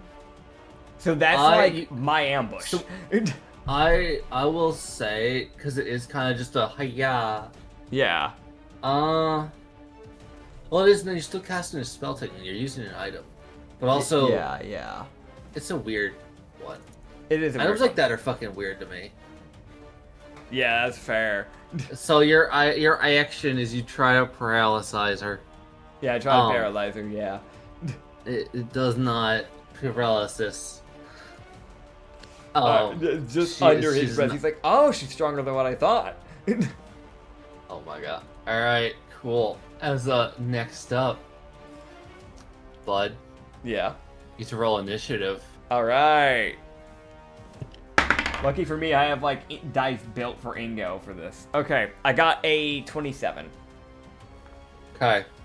I am not going to say what they got. Okay. But I will be saying, Ingo, you get the feeling she could have gone, but she skips her turn. Okay, well, she's gonna regret that. Maybe. We'll see. So, I am going to flick my daggers, and he is going to rush towards her to close the distance, because he needs to be at least 20 feet away so he can throw daggers. Because otherwise he's running at disadvantage. And then, so he is going to make his 75 feet towards her to get within at least 20 feet. He's not going to close in any further than that, obviously. But he's going to keep that 20-foot distance, and then he's going to start hurling daggers over her little porch area. So, yeah.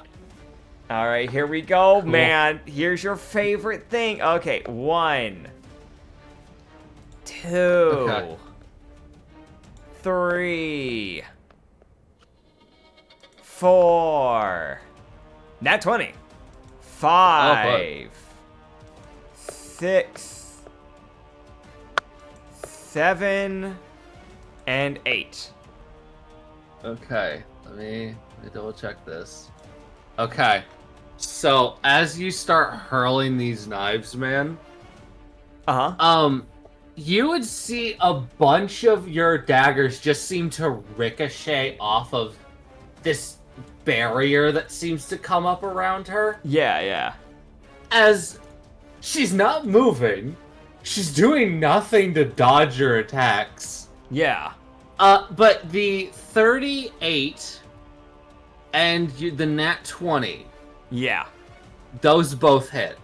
Okay, cool. The 34 you see like barely get stopped by the barrier. Understood. So the first and the fourth, which were both fire ones. Cool. Okay. Yeah. So the 38, that one would do 18 piercing and then 3d10 fire damage. As she takes 18 piercing damage and then 18 fire damage as it breaks through the barrier and strikes her. The other one, the nat 20, would do 16. Excuse me. Okay, yeah. I need tea. Hold up. I feel that. Throat felt itchy for some reason. It's not doubled, so that'd be 32 technically, actually, but 16 piercing. And then I'll let you double it, obviously, with the other one, the fire damage, which is 22, which would be doubled, so 44.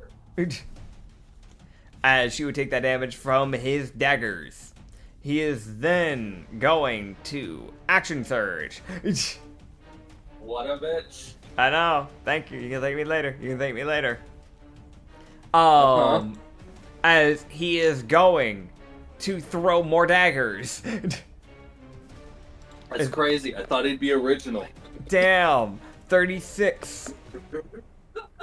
29. 30. Oh my god. 36. 31. 27. God, and another nat 20. He throws so many fucking knives. Yeah, he does. How many of those hit? I know the last one hits, because that's a nat 20, but... The 36s barely hit. Okay.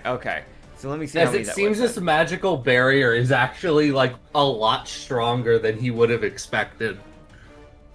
Okay, gotcha. So it's just some random witch. I will be complete off. The AC is 35. Gotcha. Okay, so... I hope some people in the audience are starting to realize what the fuck he's attacking. Oh, man. So the two non-crits that hit were the fire ones. I double-checked the game log. The 36s were the first and fourth they threw, and those are normally the fires. I do the first four as fires, and the last four as the normals. Yeah, that makes it easier. Yeah. The crit's a non. Yeah. The crit's the non. So, I just rolled that first bit of damage. I do not remember what it was. Yeah, 16 piercing damage, then 18 piercing damage.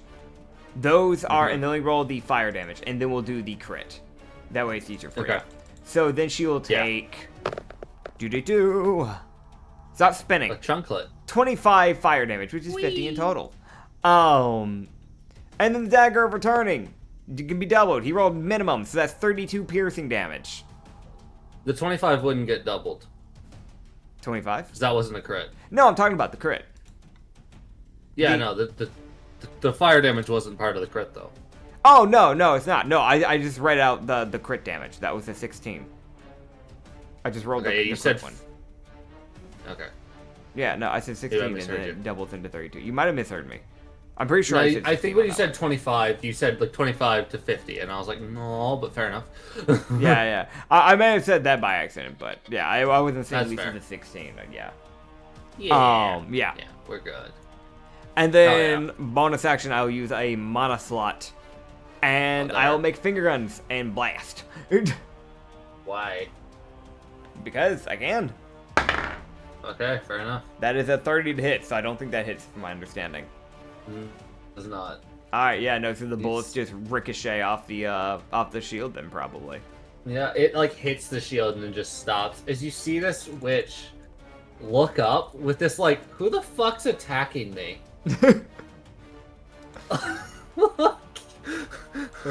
She didn't stop reading through your entire barrage. Yeah. You just look at her and just go, "Your reading will be your demise, witch. Don't underhand or underestimate the great Ingo Sunshine. Today will be your downfall." Who? You see him stop. He just looks at you and just the most genuine who? As that's her vicious mockery. Alright. Go ahead and give me a wisdom save. Dude, I love that he fucking stops running when that she says that. No, holy shit. I rolled physical. I would take a picture of this. It's been nat 20s today. Alright, that's fine. Yeah. You will not suffer the horrid fate of failing that DC save. Yeah, so I feel like it's one of those things where she's like, "Who?" He stops, stands there, blinks, and goes, "Uncultured swine!" Oh my god. Oh yeah, alright. You would see as she looks at you and she would just sigh. It's just the most. Just the. Alright. You sure? Like, I want to mention, like, your daggers have hit her.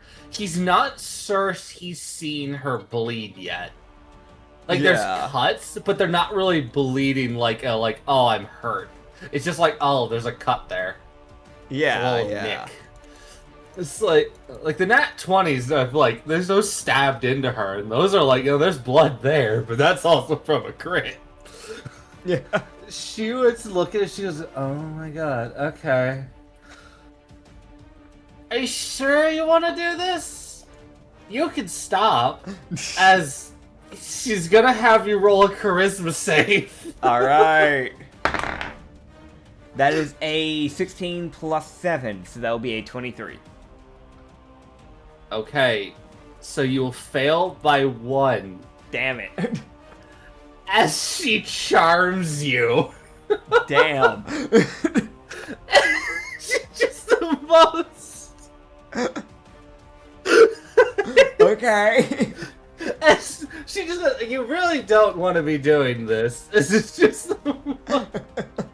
He just feels this like, stop it. Like, sort of like, hand, like, stop. Oh man. Okay. Okay, so he can't attack her right now then. No. With anything damaging. So he can't do anything damaging to her. Okay. Gotcha. Okay, understood. Alright. I have like he can just also I will mention you do have Indomitable, which lets you re-roll a save. Yeah, that's probably as a fighter thing. That is, I honestly forgot Indomitable because I've never. Yeah, I might just do that if that's all right. Yeah, no, and also if you do that. I run this as the new version. Yeah. Which lets you fucking add your level to the roll. Oh, okay. Because it's supposed to basically make it so, like, when you re-roll, it's supposed to make it so, like, late game fighters can just say, I succeed, because fuck you. Even if they have really low, like, stats. Okay, cool. So with the Indomitable roll, then I might be able to break through this, because that was a 7 plus 10 plus a 20, so 37.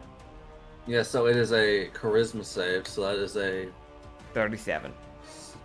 Okay, I know you succeed. That the DC's 24 according to fucking D&D Beyond. Yeah, so he just like shakes his head and looks at her and just goes, "You can't trick me, witch!" She just fucking sighs like, I tried to make this easy. It's just like she sits there just like you see her like just let go of the book as it just starts floating behind her, and she just pushes off with her rocking her little rocking chair. Yeah. And she just keeps rocking and ends her turn. Alright. This will be the end of her. I'm going to use a trick die to enter into evasive footwork. So until I stop moving, I'll be able to add a number of my trick die that I'll have to roll, and I add that to my AC till I stop moving. So that's a D10. Let me grab my Ingo D10. These dice are fucking massive. Here it is. At least I'll never lose them. 4, so he has a 28 AC now. How dare you? Yeah, I know, right? So I'm going to temporarily put a 4 onto that. Boop. Okay. So then, by doing this, I'm going to use... Yeah. I'm loving this fight, by the way. Thank you. Stop. So it looks like her book is probably the way she's casting, correct? Yeah. Alright, so I'm going to attempt to disarm her. So I'm going to use a special... when you hit with a weapon attack, you can expend 1 trick die. So if I can land a hit, I'm going to try and use a disarming attack. Trick die then. Because it says when I hit, that's when I can expend it. So I have to actually land the hit to be able to use it. But... Okay. I'm going to roll the attacks, the dice. That's first one, nat 20 straight off the bat. Second one. Third one. Fourth one. Fifth one. Sixth one. Seventh one. I'm going to use lucky to reroll that nat 1. Okay. And then, how many have I rolled? Hold up. I lost count because I was like, I'm gonna reroll.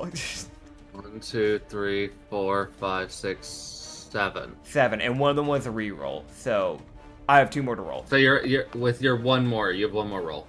Because 7 minus the reroll. Okay, gotcha. Okay, so then 26. Okay.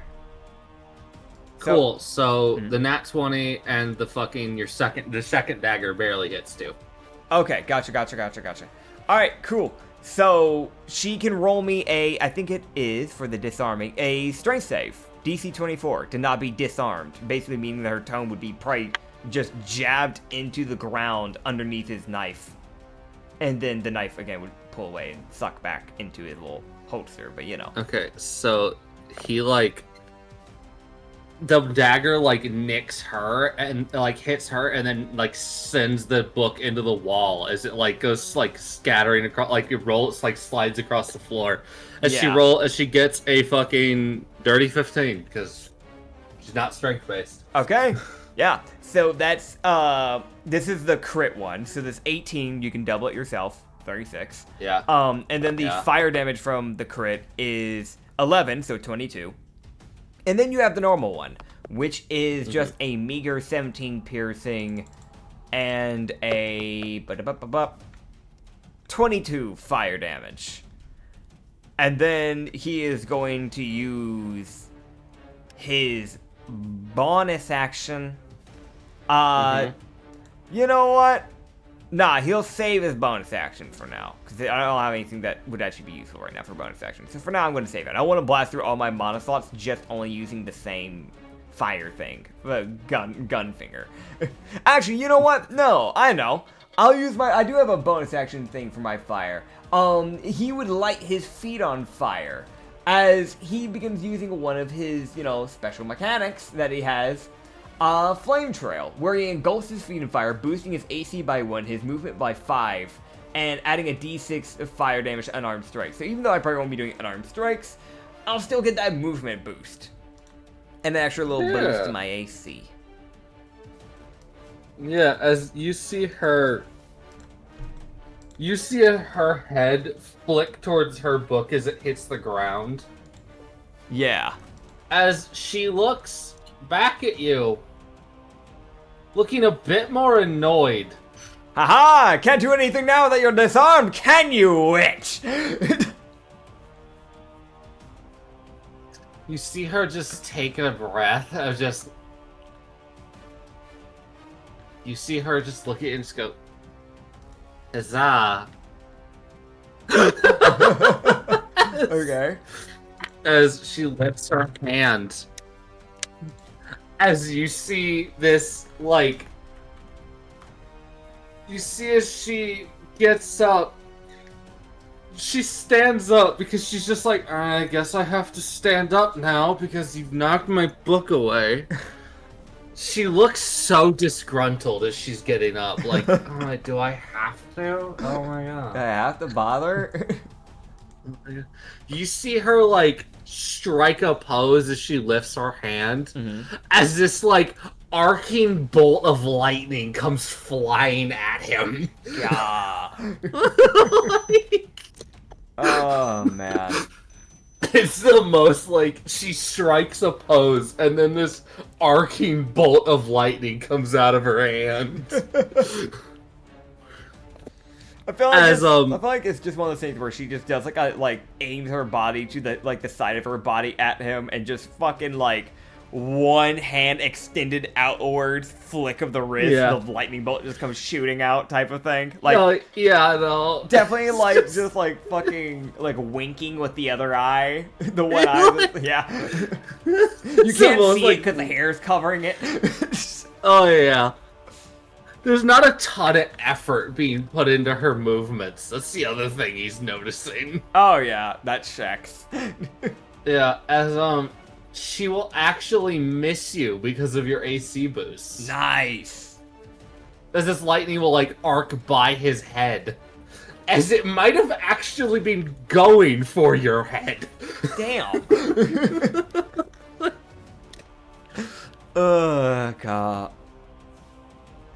Because technically she has high ground.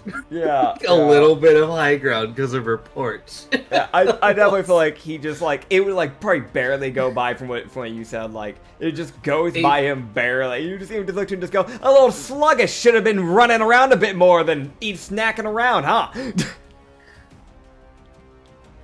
Oh my god. Ever tried exercise? Ever tried having a brain?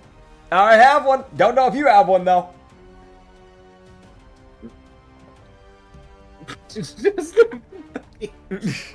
Studies say otherwise. Just a fair, just yourself. Just studies say otherwise. Oh god. All right, as she will with her bonus action. Bonus action, Let's see. open the floodgates. Bonus action, die, you fuck. You actually know what? You'd see her crack a smile. As you see her eyes begin to, like, shimmer as she looks at you. Okay. As Ingo, as you lock eyes with her, you get the feeling you shouldn't have done that, as you now have to roll an int save. Alright. I'm great at these. My +1, nat 20. What the fuck? I'm taking a picture. I'm taking a picture. This is some bull. I'm not mad. I'm just confused. So here's the thing. I'm gonna say this. Technically, you don't beat the save, but it's still a nat 20. So I'm sitting here like, what do I do? Well, it doesn't guarantee that I win. At the end of the day, a nat 20 only guarantees the best outcome. So yeah. So, okay. So here's the effect. As I will read you what she just did to you. Okay. As on a failed save, okay. Wait. Let me see. You break on. Mm-hmm.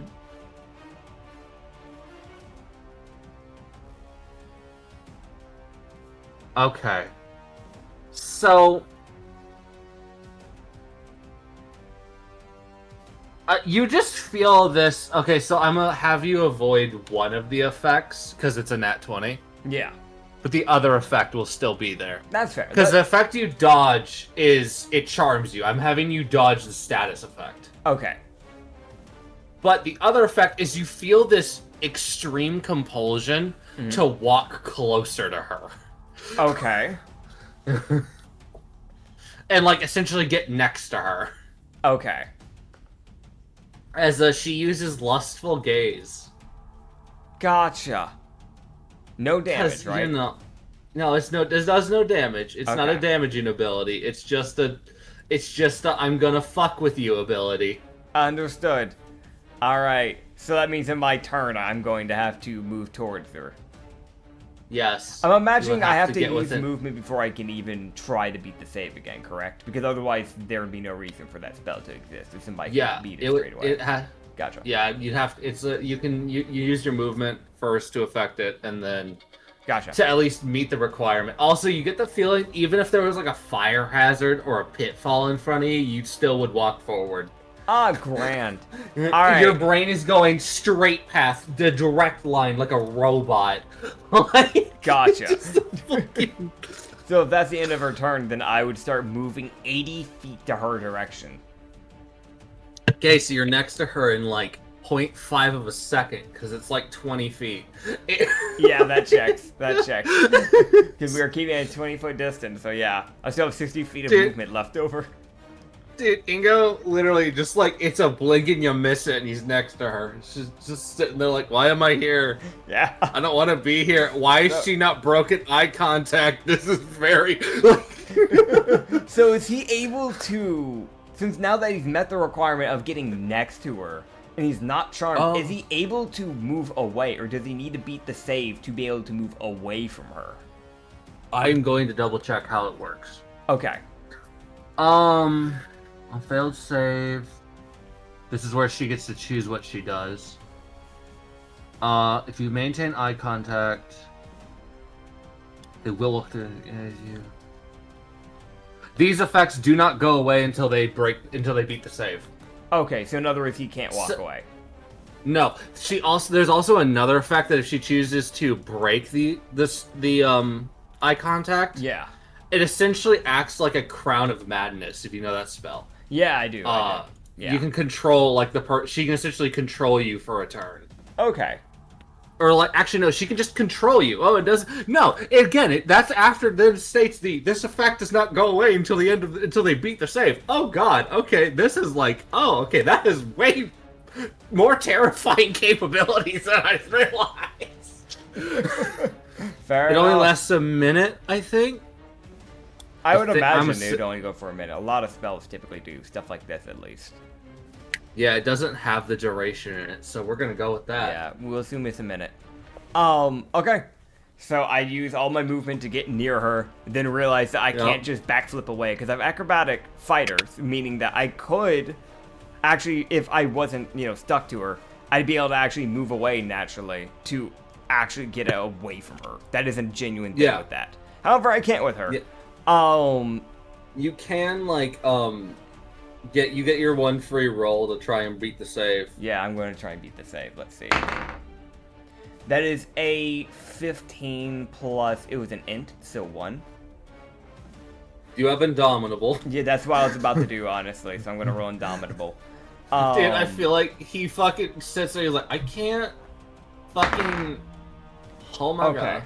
So 10, 11 plus 20.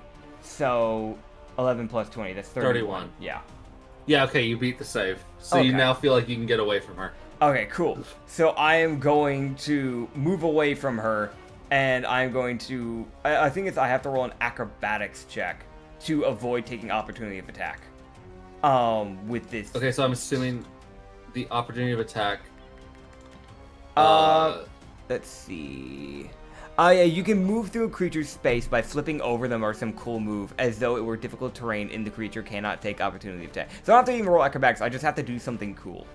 And then it just reduces some of my movement, because it's difficult terrain, so it would have my movement. So I had 60 left over, so I'd move it down to 30, like a normal base human's movement, to get away from it. The difficult terrain is only through what you're moving, so you'd only lose 5 feet. Okay, cool, yeah. Because that's at least from what I understand, how difficult terrain is supposed to work.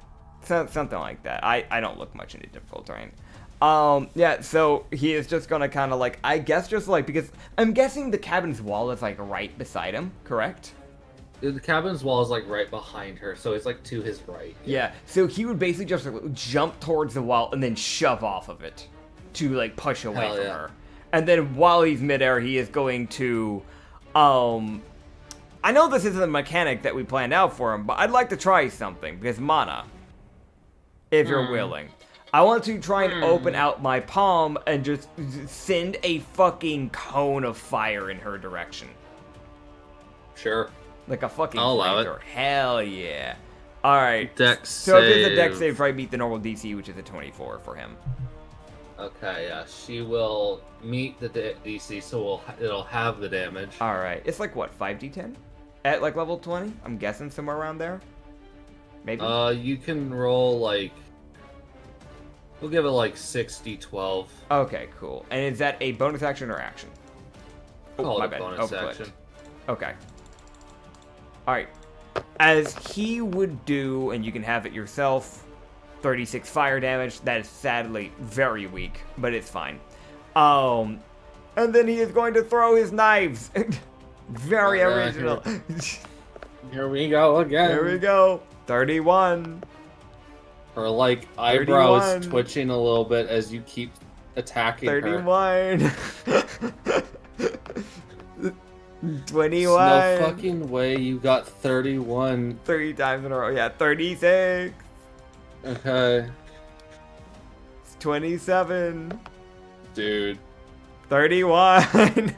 Dude. 29. 2, 3, 4, 5, 6, 7, How many of those hit? 8. That's 8. Okay, so you hit once. I hit 8. once, and it's the normal one too. That's sad. Alright. He does 17 piercing damage. And I'll use a trick dice upon that. Okay.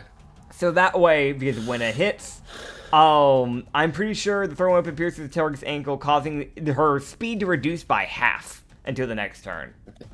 Okay. So, yeah, he, you know how it is. And yeah, her movement is halved. Alright, cool. As he, like, that one that does hits her, like, in the ankle. And then comes back. Hell yeah. Are you gonna action surge or anything? Oh yeah, you know I'm gonna. So I'm gonna make sure that this time I really just go to town. I want to create using my action surge because I'm imagining this will take a whole action because the actual thing's supposed to take a whole action. The firestorm cloud thing. Yeah. I want to create that. It's a massive AoE, 60 foot. I want to create it over her cabin. The dagger should hopefully pierce through and hopefully get to her in the process. And just have it start raining down so she can roll dex save. Okay. She will fail.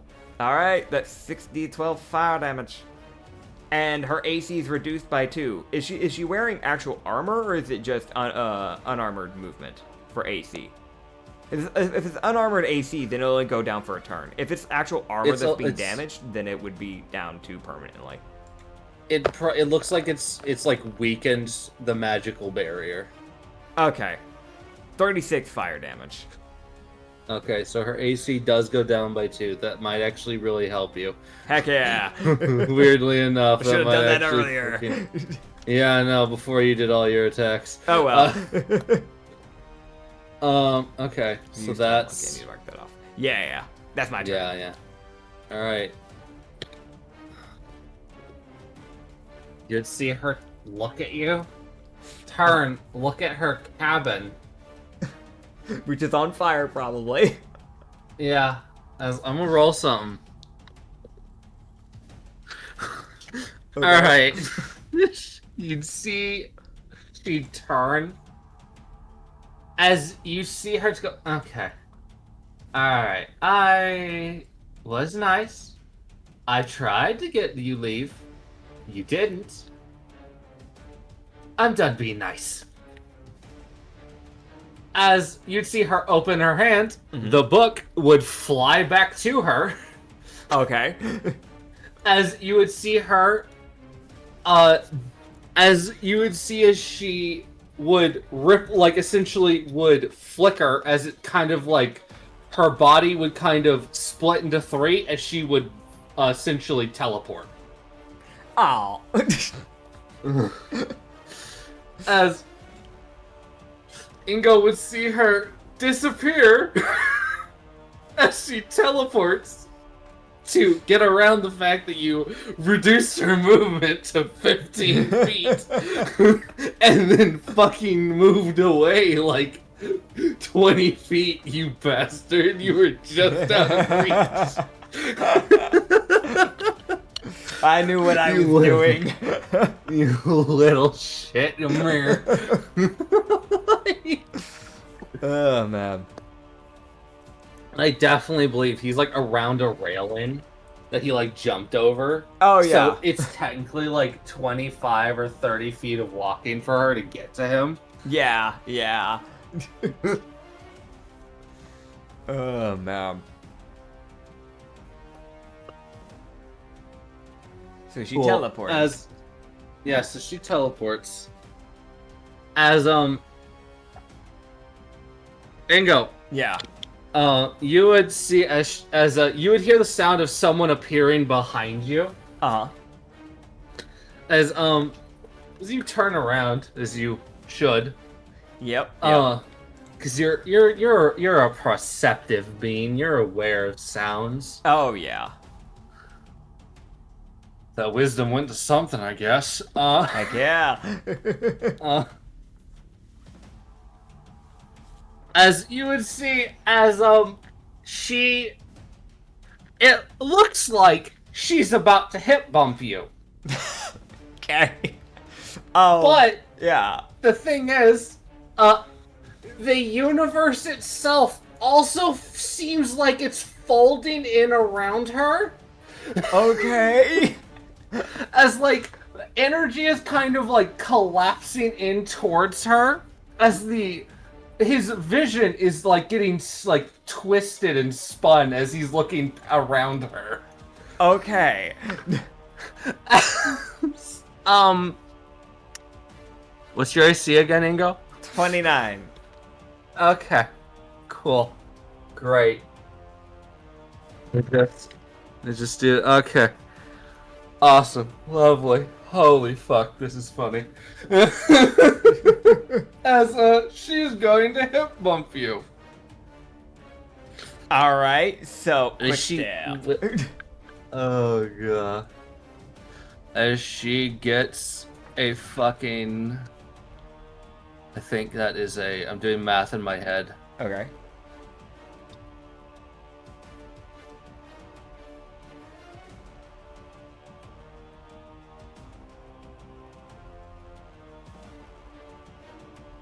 It's a 35 to hit. Okay. Quick step. You can try and dodge. 15 plus 16, so that's a 31. So I think I barely missed the mark there, if I remember correctly. Yeah. Yeah, it's a 35. That was her to hit. Yeah. So he probably starts getting out of the way, and it just doesn't. Yeah, no. He looks at he's like, oh, that ain't fucking right. He probably went to try and tuck and roll, like, to the left, probably. Yeah, he goes to tuck and roll as he feels that her ass slam into his side. And it almost feels like his rib cage is being crushed.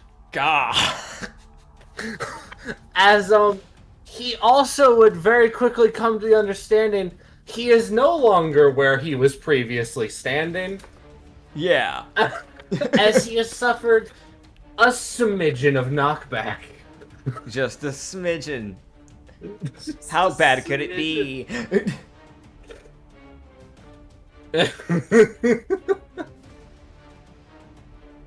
Alright, time to roll this damage. It gets her fucking charisma buff, so it's plus 10. Oh, God. This is one of her fucking more bullshit abilities. He never uses, but it's there. Alright. Damn. Ingo, as you get hit for 163. Alright, I went from full health to crippled. As Ingo, as you would look up, as you are on the ground, Yeah. 50 feet Damn. away from her. Damn. As there is like a crater line that was your body dug out. Dude, I'm in the fucking Yamcha pose, if you know what that is. Fucking what? Oh, dude, yeah, I figured you wouldn't know what that is because you don't really keep up with anime stuff. Oh yeah, It's no, I get it. heavily memed. Yeah, this Ingo, fucking Ingo, the Yamcha pose. Just In the crater. It's just, yeah, there's just a line, like an asteroid impact line, where you're at. Oh man. God damn. As he looks forward, he would see as after she casts her spell, take her attack action. Yeah. She's going to enact one of her specials. Okay. As you would see her blink step, which is an ability that says immediately after taking an attack action or magic action, you can teleport up to 30 feet to an unoccupied space. Okay. As she teleports 30 feet closer, and then takes her movement. God. She walks to 15 feet closer, as it's just this fucking witch that is reapproaching like, come here, you don't get a run, fucking Amir. God. Oh, God. As it seems she ran out of patience.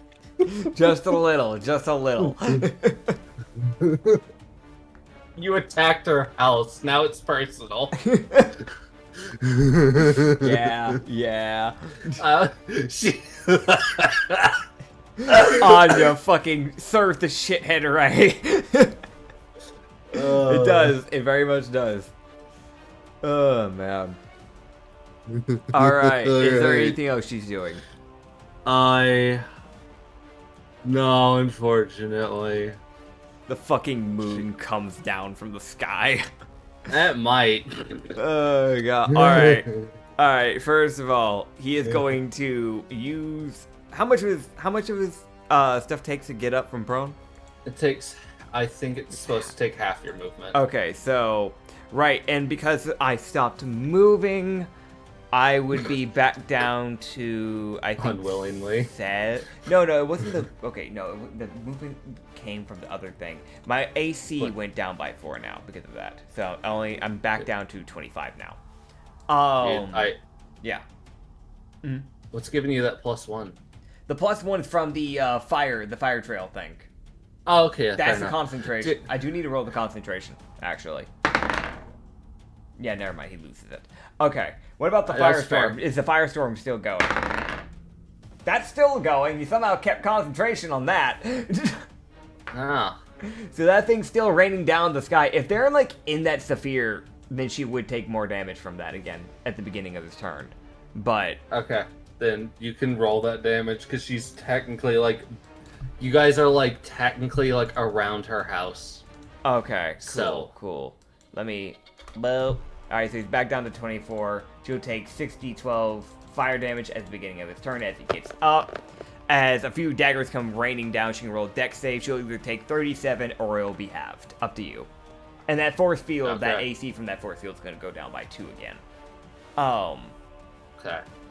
5 to 7. Yeah. Alright, I have my answer. Alright. So when it comes to the acrobatic thing, because I'm obviously going to try and get away from her, I'm just going to jump up and shove off of her shoulders with my feet to do that, essentially. That'll be my difficult terrain. It'll be her. She is the difficult terrain. So that gives me, I think, like 35 feet of movement to move away from her. Yeah. So you had 35 feet. Yeah. So when I get in between that 20-foot mark, I'll throw my daggers, and then I move the extra 15 feet back. Oh my god, you little fucker. Get back here. Thank you. I'm here all night. Rena, stop scratching me. What are you doing, cat? Hold up. Alright, and then I'm going to throw my daggers. Rena. Mhm. Hey, bud. Okay, here we go. Dagger time. We have Lucky. I'm using Lucky because that first roll is a nat 1. All right, we're gonna roll again. Here we go. Nat 20. Oh my All god. right, so a nat 20. Then a 21.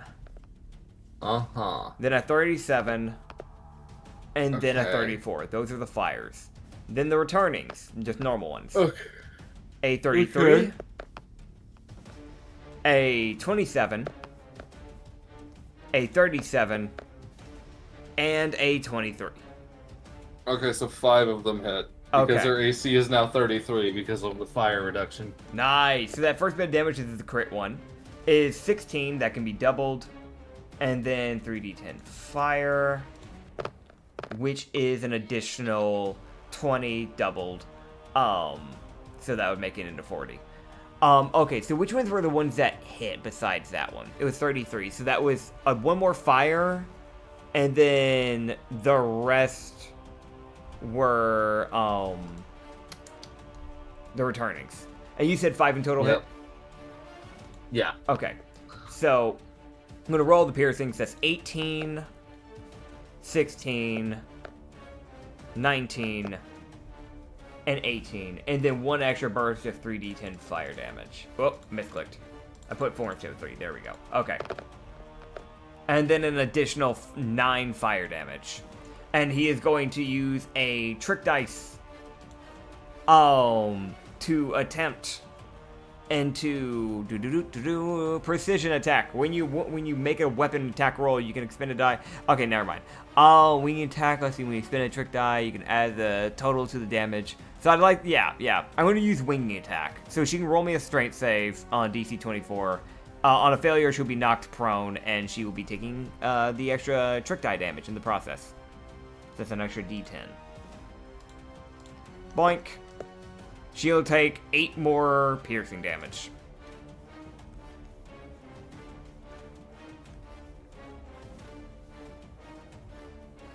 Does she get Strength knocked over? save, you said? Strength save, yes. Okay, so she will fail, so she will fall prone. All right. Yeah. And then, I think with my bonus action, I just save it so that way I can make it into an attack next turn. But yeah, I'll just look to her and just kind of stick my tongue out. Because she can't get to me. Yeah, so about that. Yeah, I'll even hit a fucking handstand. Alright, cool, man. Hell yeah. Performance. Alright, awesome. Rena, get your tail out of my face. Alright, that's a 15. Cool. It's the most magnificent cartwheel you've ever seen, or handstand you've ever seen.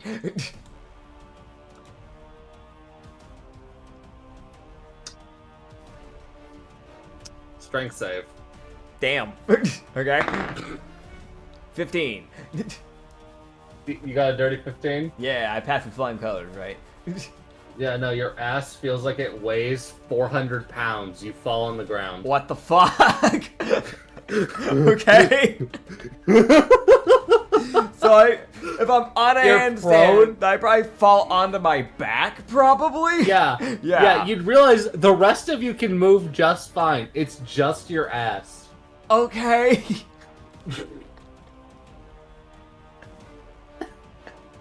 Thanks, bud. As she just kind of snapped her fingers as she's laying on the ground. Dude, just the most, if I'm gonna be prone, you're gonna be prone type of shit. Yep. Yeah. Yeah, no, he As- just goes careening down. Oh, man. 400 fucking pounds. How heavy is Ingo? Hold on. Ingo, you weigh naturally 93 pounds. This is discombobulating to weigh that much.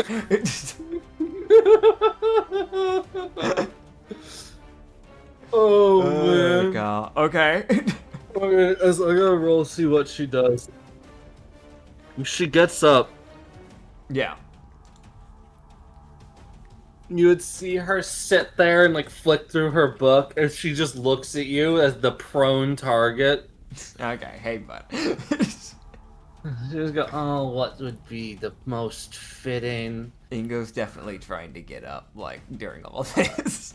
Oh, I know. And the thing is like, he's really sitting like, man, my ass just won't move. Why am I cemented to the ground? Yeah, he's definitely like, what type of witchcraft is this? Mine. Got bad witchcraft. Okay. Yeah.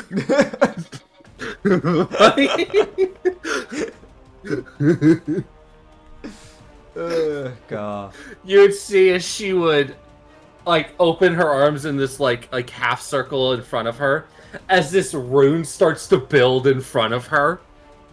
Okay. As the rune starts to expand and expand and expand, she goes, and there we go. Perfect. Okay. She just looks at him and just gives this like fucking smile of, remember when I did nothing? You just go, you did everything. There was a bounty on your head for a reason. Figured you'd fall for that. She snaps her fingers. So this is a trap. As you see that fucking rune glow as a beam. I feel like it's the only thing he starts seeing. He's like, all right, hold up, gotta get up, hold up, just let me, hold up, just a second, hold on. Nope. As I hate to do this to you, bud, but you can't exactly roll a dex save since your ass won't let you move. Indomitable. I have one last bit of indomitable. Counterpoint.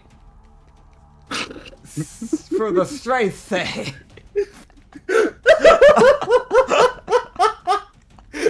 But to beat the strength save, I can beat the dex save, right? Indomitable.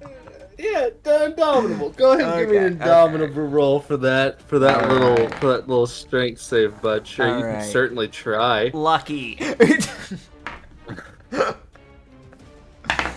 Alright. I used my indomitable and my lucky. That is going to be a 14 plus 8 plus 20. So 14 plus 8, that's going to be 22, and then 22 plus 20, so that's going to be 42. Do I get up? With your 42, your ass will finally not be concrete. Okay, I definitely feel like it's one of those things, like, it starts glowing, he's like, alright, hold up. It's like, finally! Probably has to stumble his way up. Yeah, no. He's definitely sitting there like, oh, that feels, oh, God. Oh, yeah. Ooh, a little bit of that blood flow. Yeah. Also, I'll be honest, if his ass actually, like, genuinely, if this wasn't you exaggerating, weighs 400 pounds, keeping balance? Oh boy. Fuck. Oh, yeah, no. I'm gonna be real. I'm gonna double check. Yeah, there's a small crater where your ass was. Oh, my God. Yeah, no, that checks. There was just an imprint there. Okay, cool. Yeah, so he's going to try and do that dex save now. I can no longer hear. Why can I no longer hear? Now I can hear. Cool. Don't know why that happened. Hi. Yeah, hi. Yeah, you get the feeling you could have tried to get up. Yeah. With it, and it would have just made you roll the save again and make you fall prone. Okay, gotcha. So he gets the feeling if he failed the save, it would have just said nuh-uh and made him go prone again. Okay, gotcha. I'm gonna do the dex save now. That is a... Brain, do math, please. 29. Okay. Counterpoint. Yeah.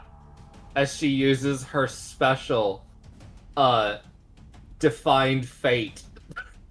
Which does... As she rolls 2d6 and can remove that from someone's roll. Damn. As your save goes down by 10. Alright. Gotcha. So it went from a 29 to a 19. I don't imagine I can use quick reflexes to do a quick step on this, can I? No, because it's a dex save. It's not a to hit. Quick step works against to hit rolls. Okay, then I'm going to grab my dagger real quickly and attempt to parry. What the fuck are you gonna parry? I'm gonna parry God. I really just imagine he like grabs his knife and just fucking lights. Oh God. Yeah. Alright. I'm gonna be real, right? What's your max what's your HP right now? 61, and using parry, I can remove a D10 plus 10 of damage. Max, so I can remove 20 damage off of this attack. Okay, cool. So at least the minimum won't kill you. Yeah.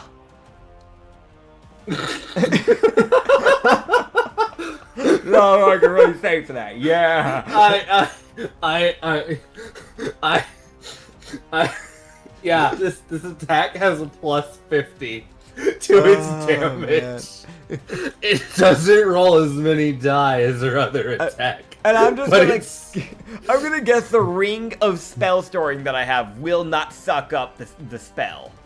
You would realize, man. This attack hits you, let me roll this damage before I start narrating anything. Yeah.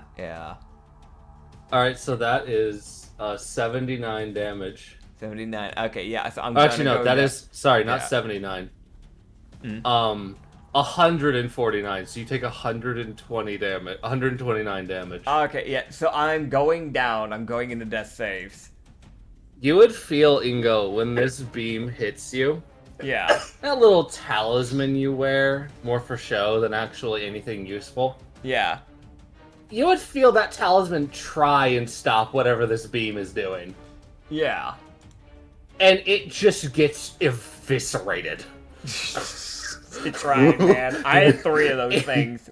One on each ear and one on the hip. Yeah, you feel all of them go off as a sort of like, oh fuck, oh crap, and just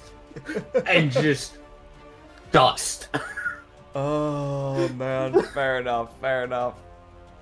As Ingo, you would then also feel 3 quick, like, steel-tipped heel kicks to your abdomen. Yep. So she forced all 3 death fails. Understood. Didn't even bother with a spell. Just went, huzzah. Die. Die. Yeah, just kick. Oh, God. That's great. As that, everyone, as some people might be sitting there going, that felt unfair. It was. That was a level 20 going up against a fucking god. I know what character that is. Am I allowed to say what character that is? You are now. Alright, we just fought Vilva, the Witch of Lust. Welcome to the witch trials, motherfucker. Oh, yeah. As Ingo. As Ingo? As Ingo, you would wake up, man. To your shock, because you felt yourself die.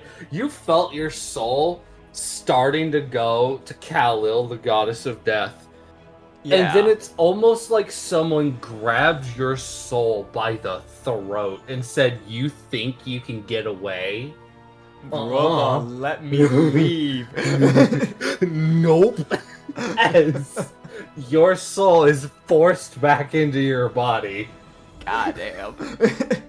As Ingo, you will sit up in a small little gravesite. Okay. As you've got this little dugout, like 3-foot deep hole. Didn't even bother to make it 6 feet. It wasn't good enough for that. No, only 3 feet because you'll decompose faster. Yeah.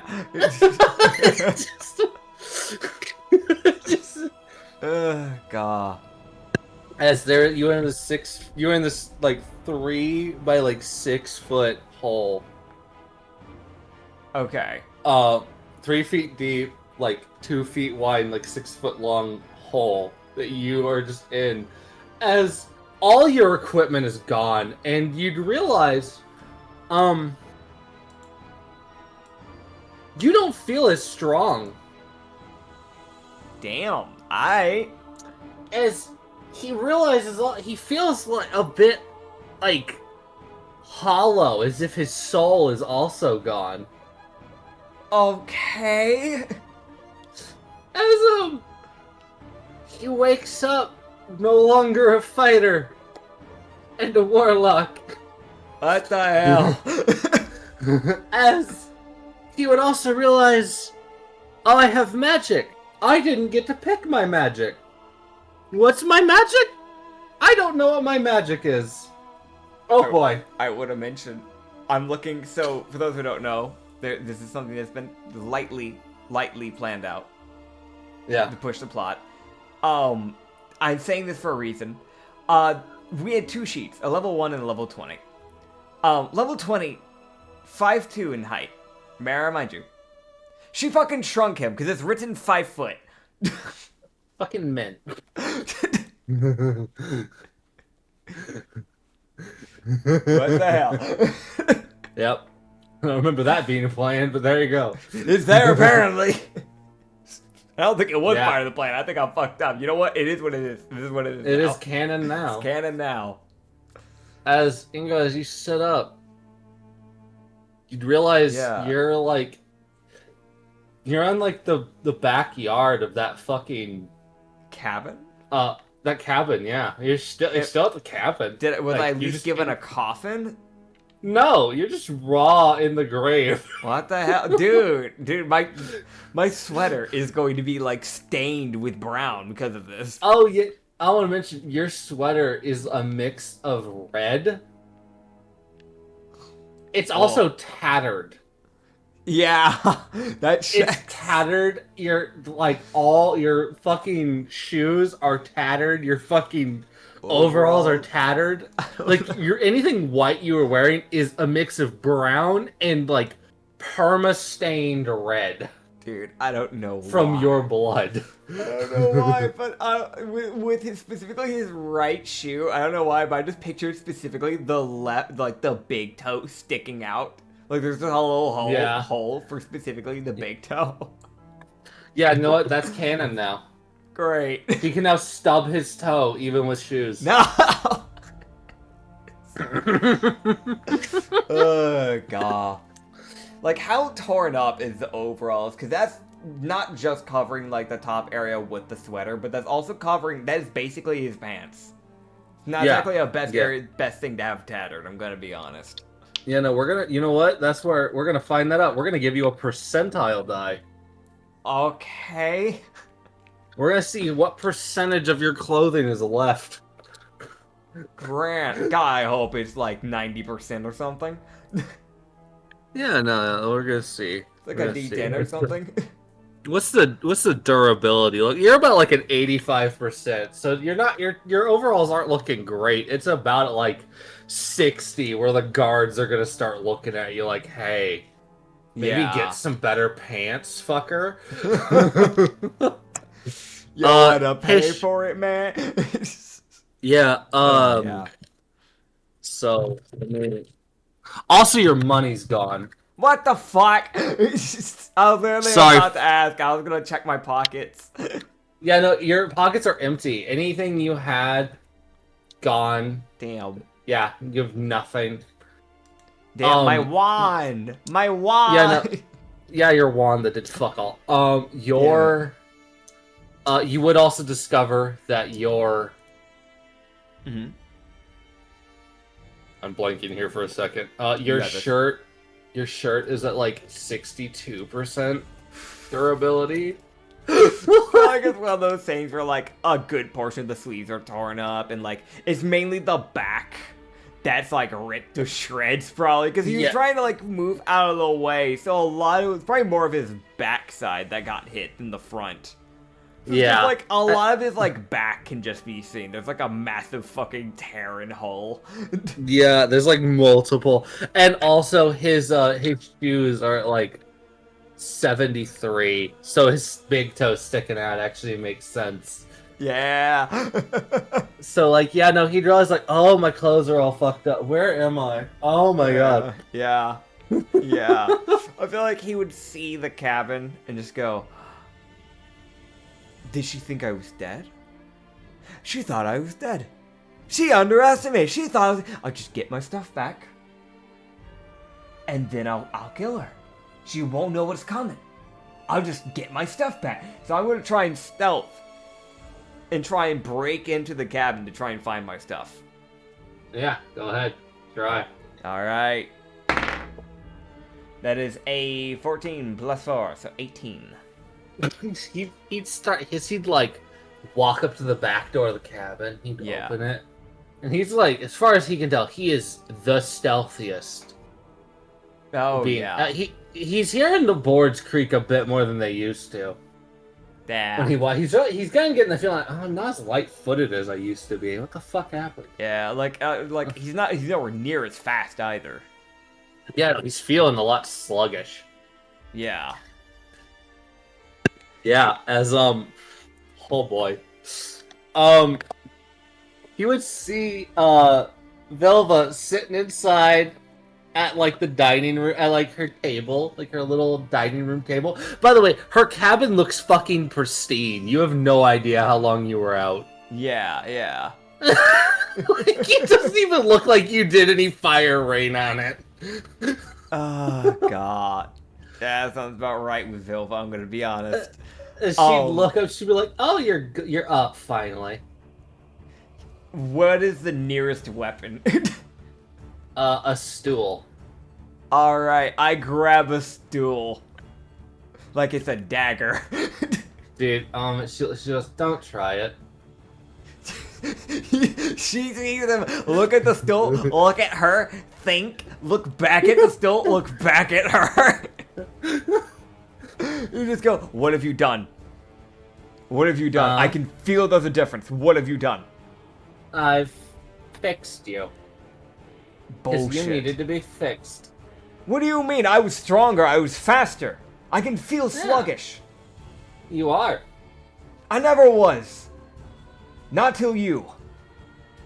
Well, you can get your strength back if you earn it. I did earn it. That's my strength. I fought for that.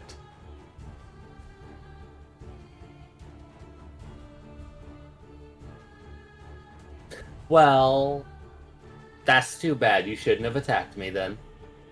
How was I supposed to know you were gonna do this? I saw there was a bounty. Apparently, I'm guessing you said that I would fall for it. I'm guessing this was a little trap of yours, proving even more that you're an evil witch.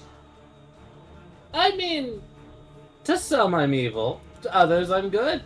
Really depends on your perspective. I did nothing wrong and you went out of your way to trap me. You see her head tilt as she looks at you. She goes, well,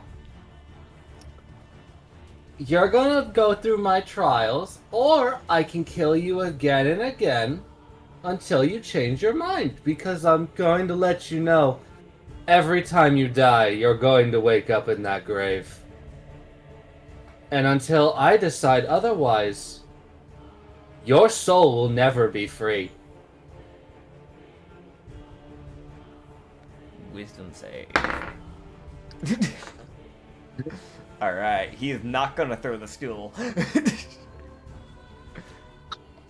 You just go, fine. Fine.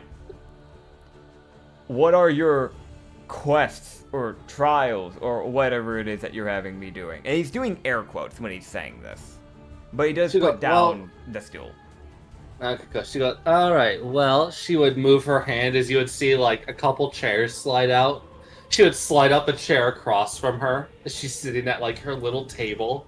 Yeah. Which is, like, built for 4 or, like, 6. It's one of those tables. Yeah. She's sitting at the end. She slides out the other end seat. Okay. She would just go, you can sit there, as also, you see her, like, start, like, moving her hand as magic starts swirling around. She goes, you're gonna need some help, because you're too weak to do things on your own now. I wouldn't have needed help if you didn't take away my power. He would slowly and cautiously get to the chair. Yeah, the chair does not come alive and eat you. Okay, cool. At least not this one. Not this one, yeah. Probably the No, other this ones. isn't the mimic. Of course not. She would have a chair mimic. She would. It's Vilva we're talking about. She would then go, alright, we're going to get you 2 friends. Friends. Oh, 2 people to help you.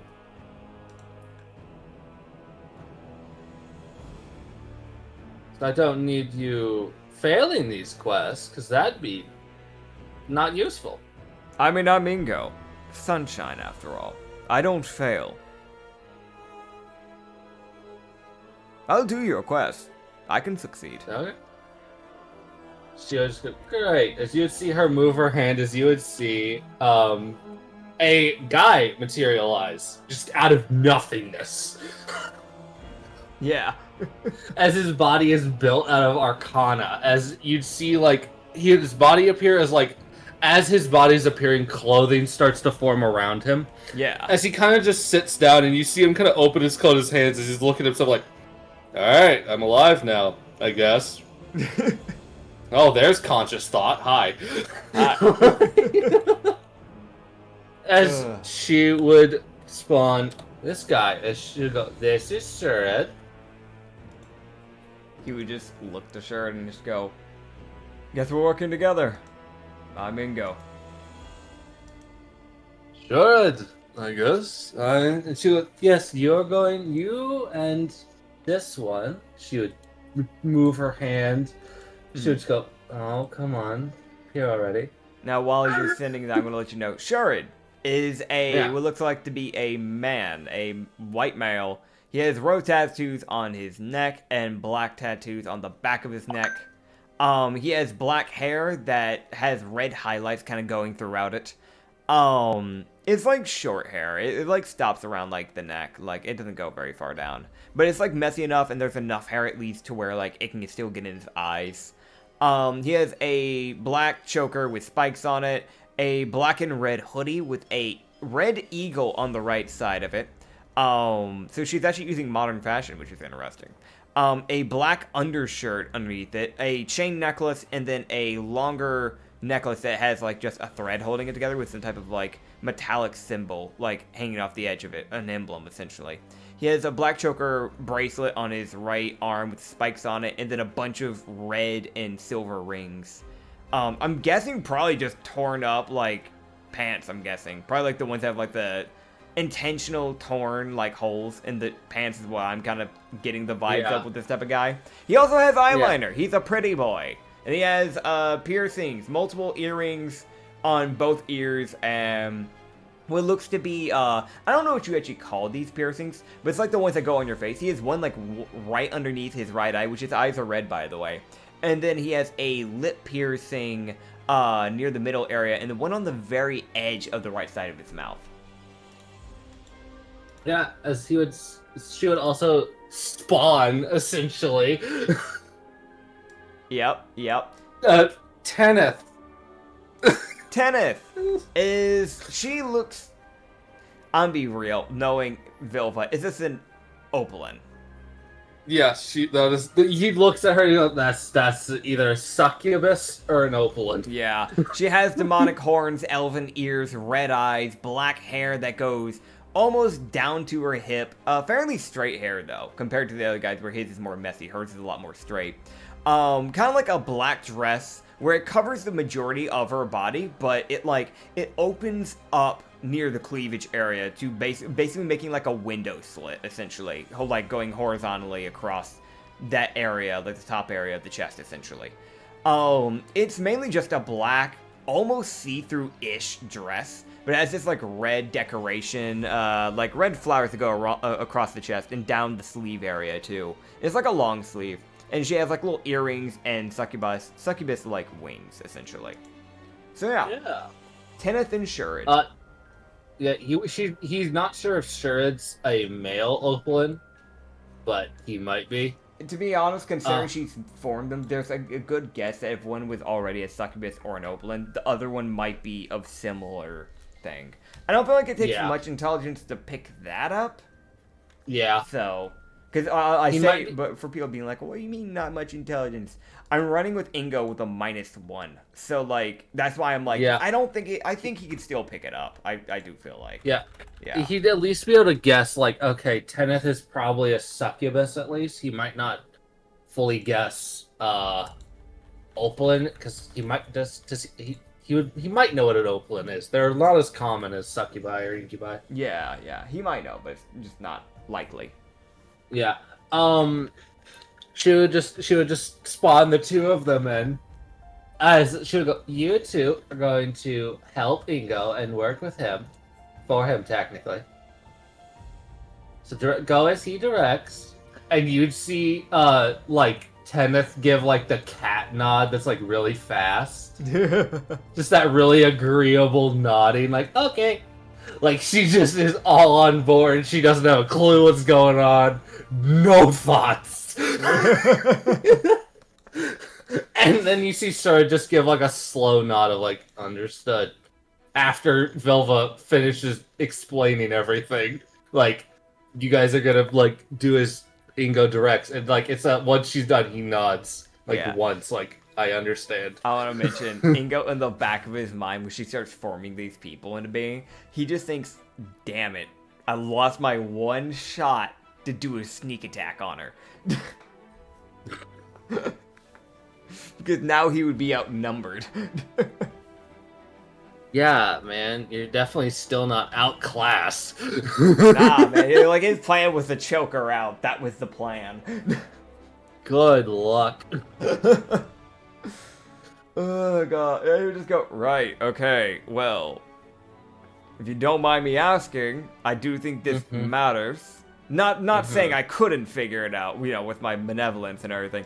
What exactly do you want me doing? Oh, yeah, I should tell you that. Yeah. Let me think. Oh, yeah, Go get me a hot dog. You see him stand there and blink. You just go, you set up a trap. You kill me for following the bounty that you set on yourself. You then I bring didn't set me... it. Squints. Sure, yeah. I mean, I personally didn't. I'm not trying to be that guy, but that does feel like a little bit of a lie. You like it feels like this was a okay. Have I ever lied to you? We just started talking, so Exactly. But if this is a lie, then the answer would be yes, and it feels like a lie. No, it's not. But it feels like one. Well, you're wrong. So okay, listen. Besides the point, you pull me out, you kill me. Then you grab my soul, refuse to let me enjoy reincarnation. Where I could have been born back as a handsome, powerful, famous, rich king. Definitely what she would have given me.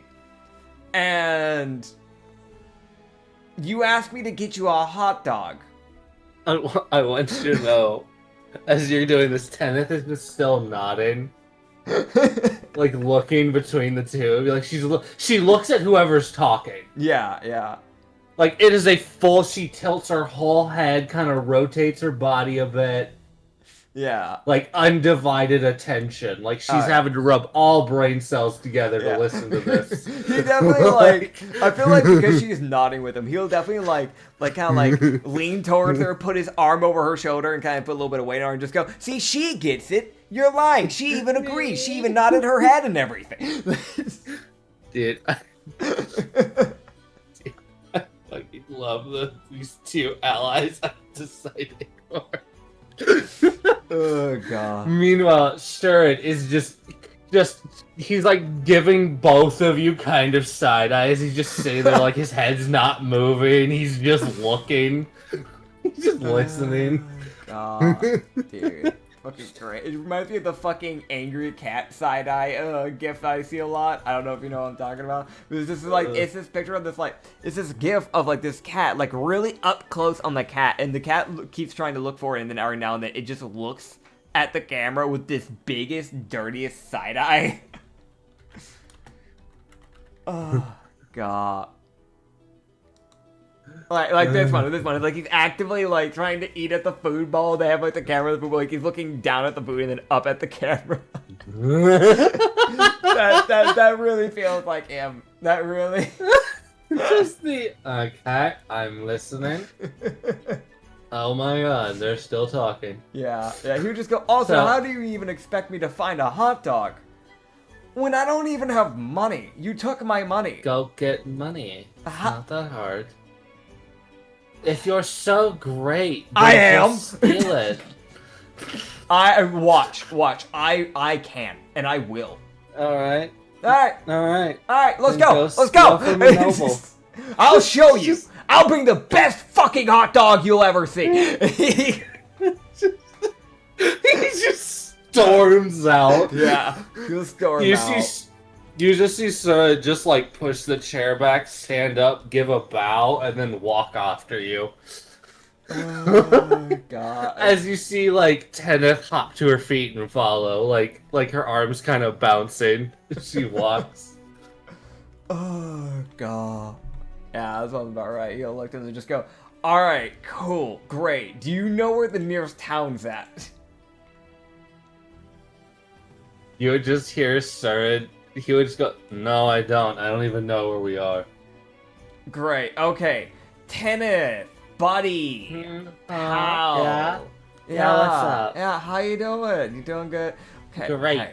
I'm Awesome. wonderful. I just came into existence. Everything's great. Awesome. Did she, like, by chance, like, load a bunch of information to your brain about, like, you know, where a town might be? I swear she did that for fucking Tenneth, but not sure. That'd be crazy. Yeah, no. You'd see Tenneth just go, as you see the little trails of smoke start coming out of her ears. She'd go, no. It's just, there is a defined pause. No. God. You definitely, like, when you start seeing this game, he definitely looks to Shard and just kind of goes, is that, like, normal for succubi? He would see, in the top right of his vision, this is new, Yeah.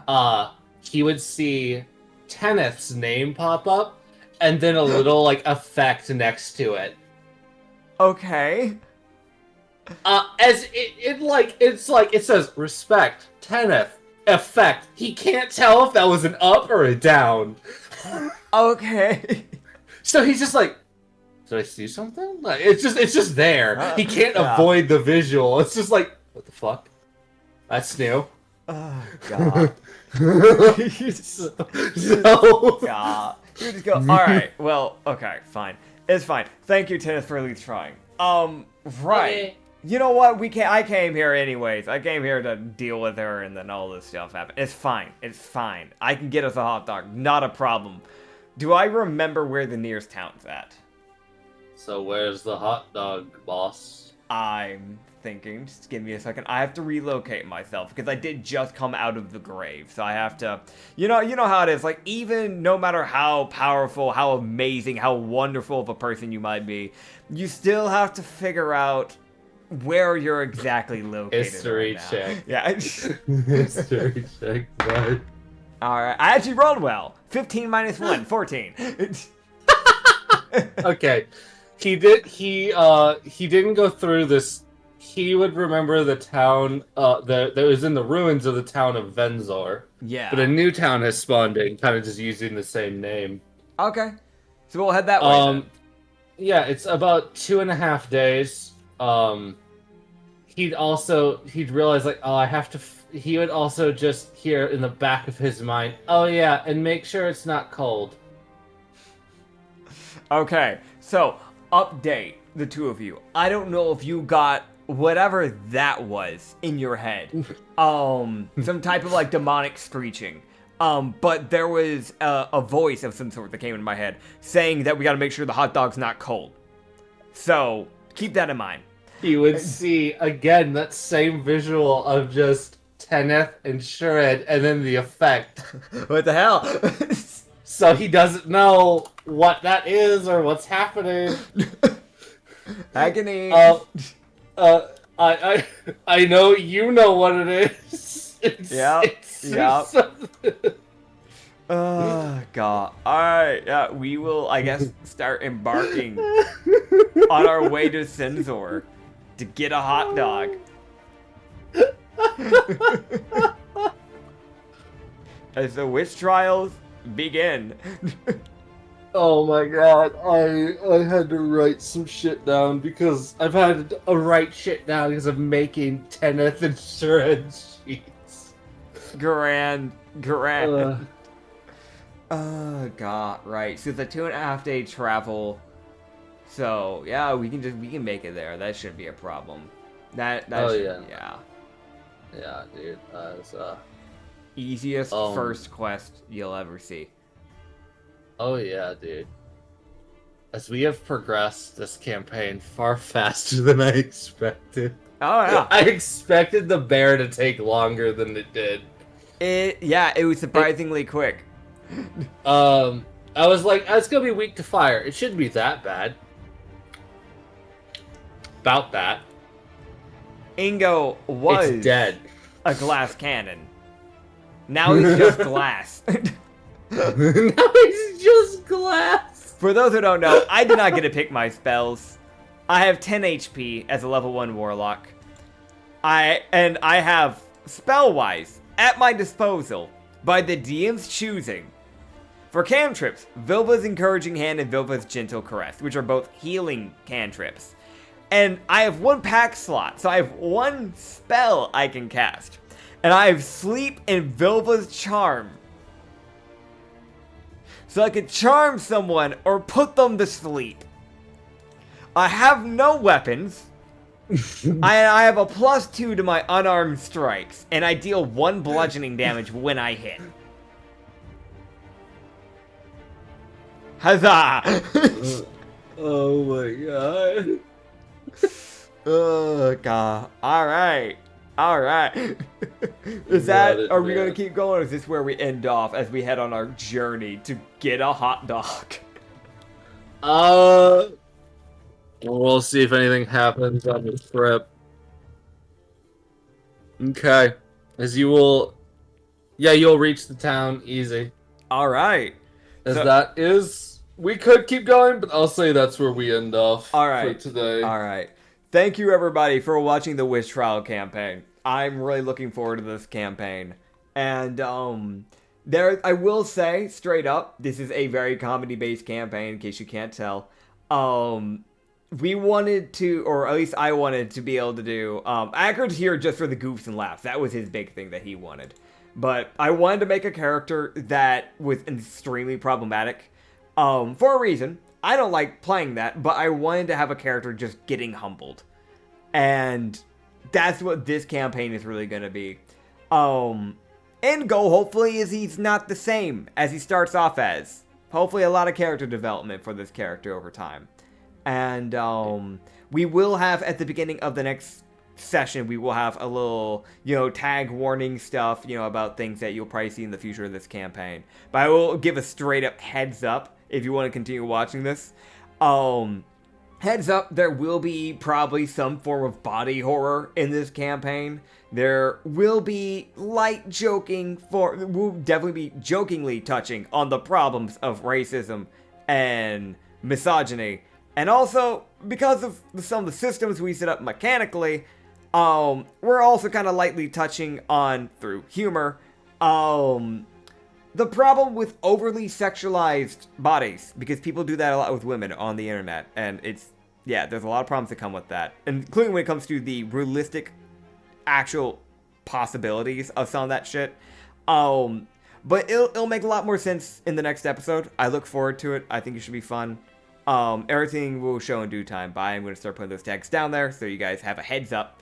But thank you guys for watching this episode. We hope you enjoyed. And we'll see you guys next time. Bye-bye! Bye.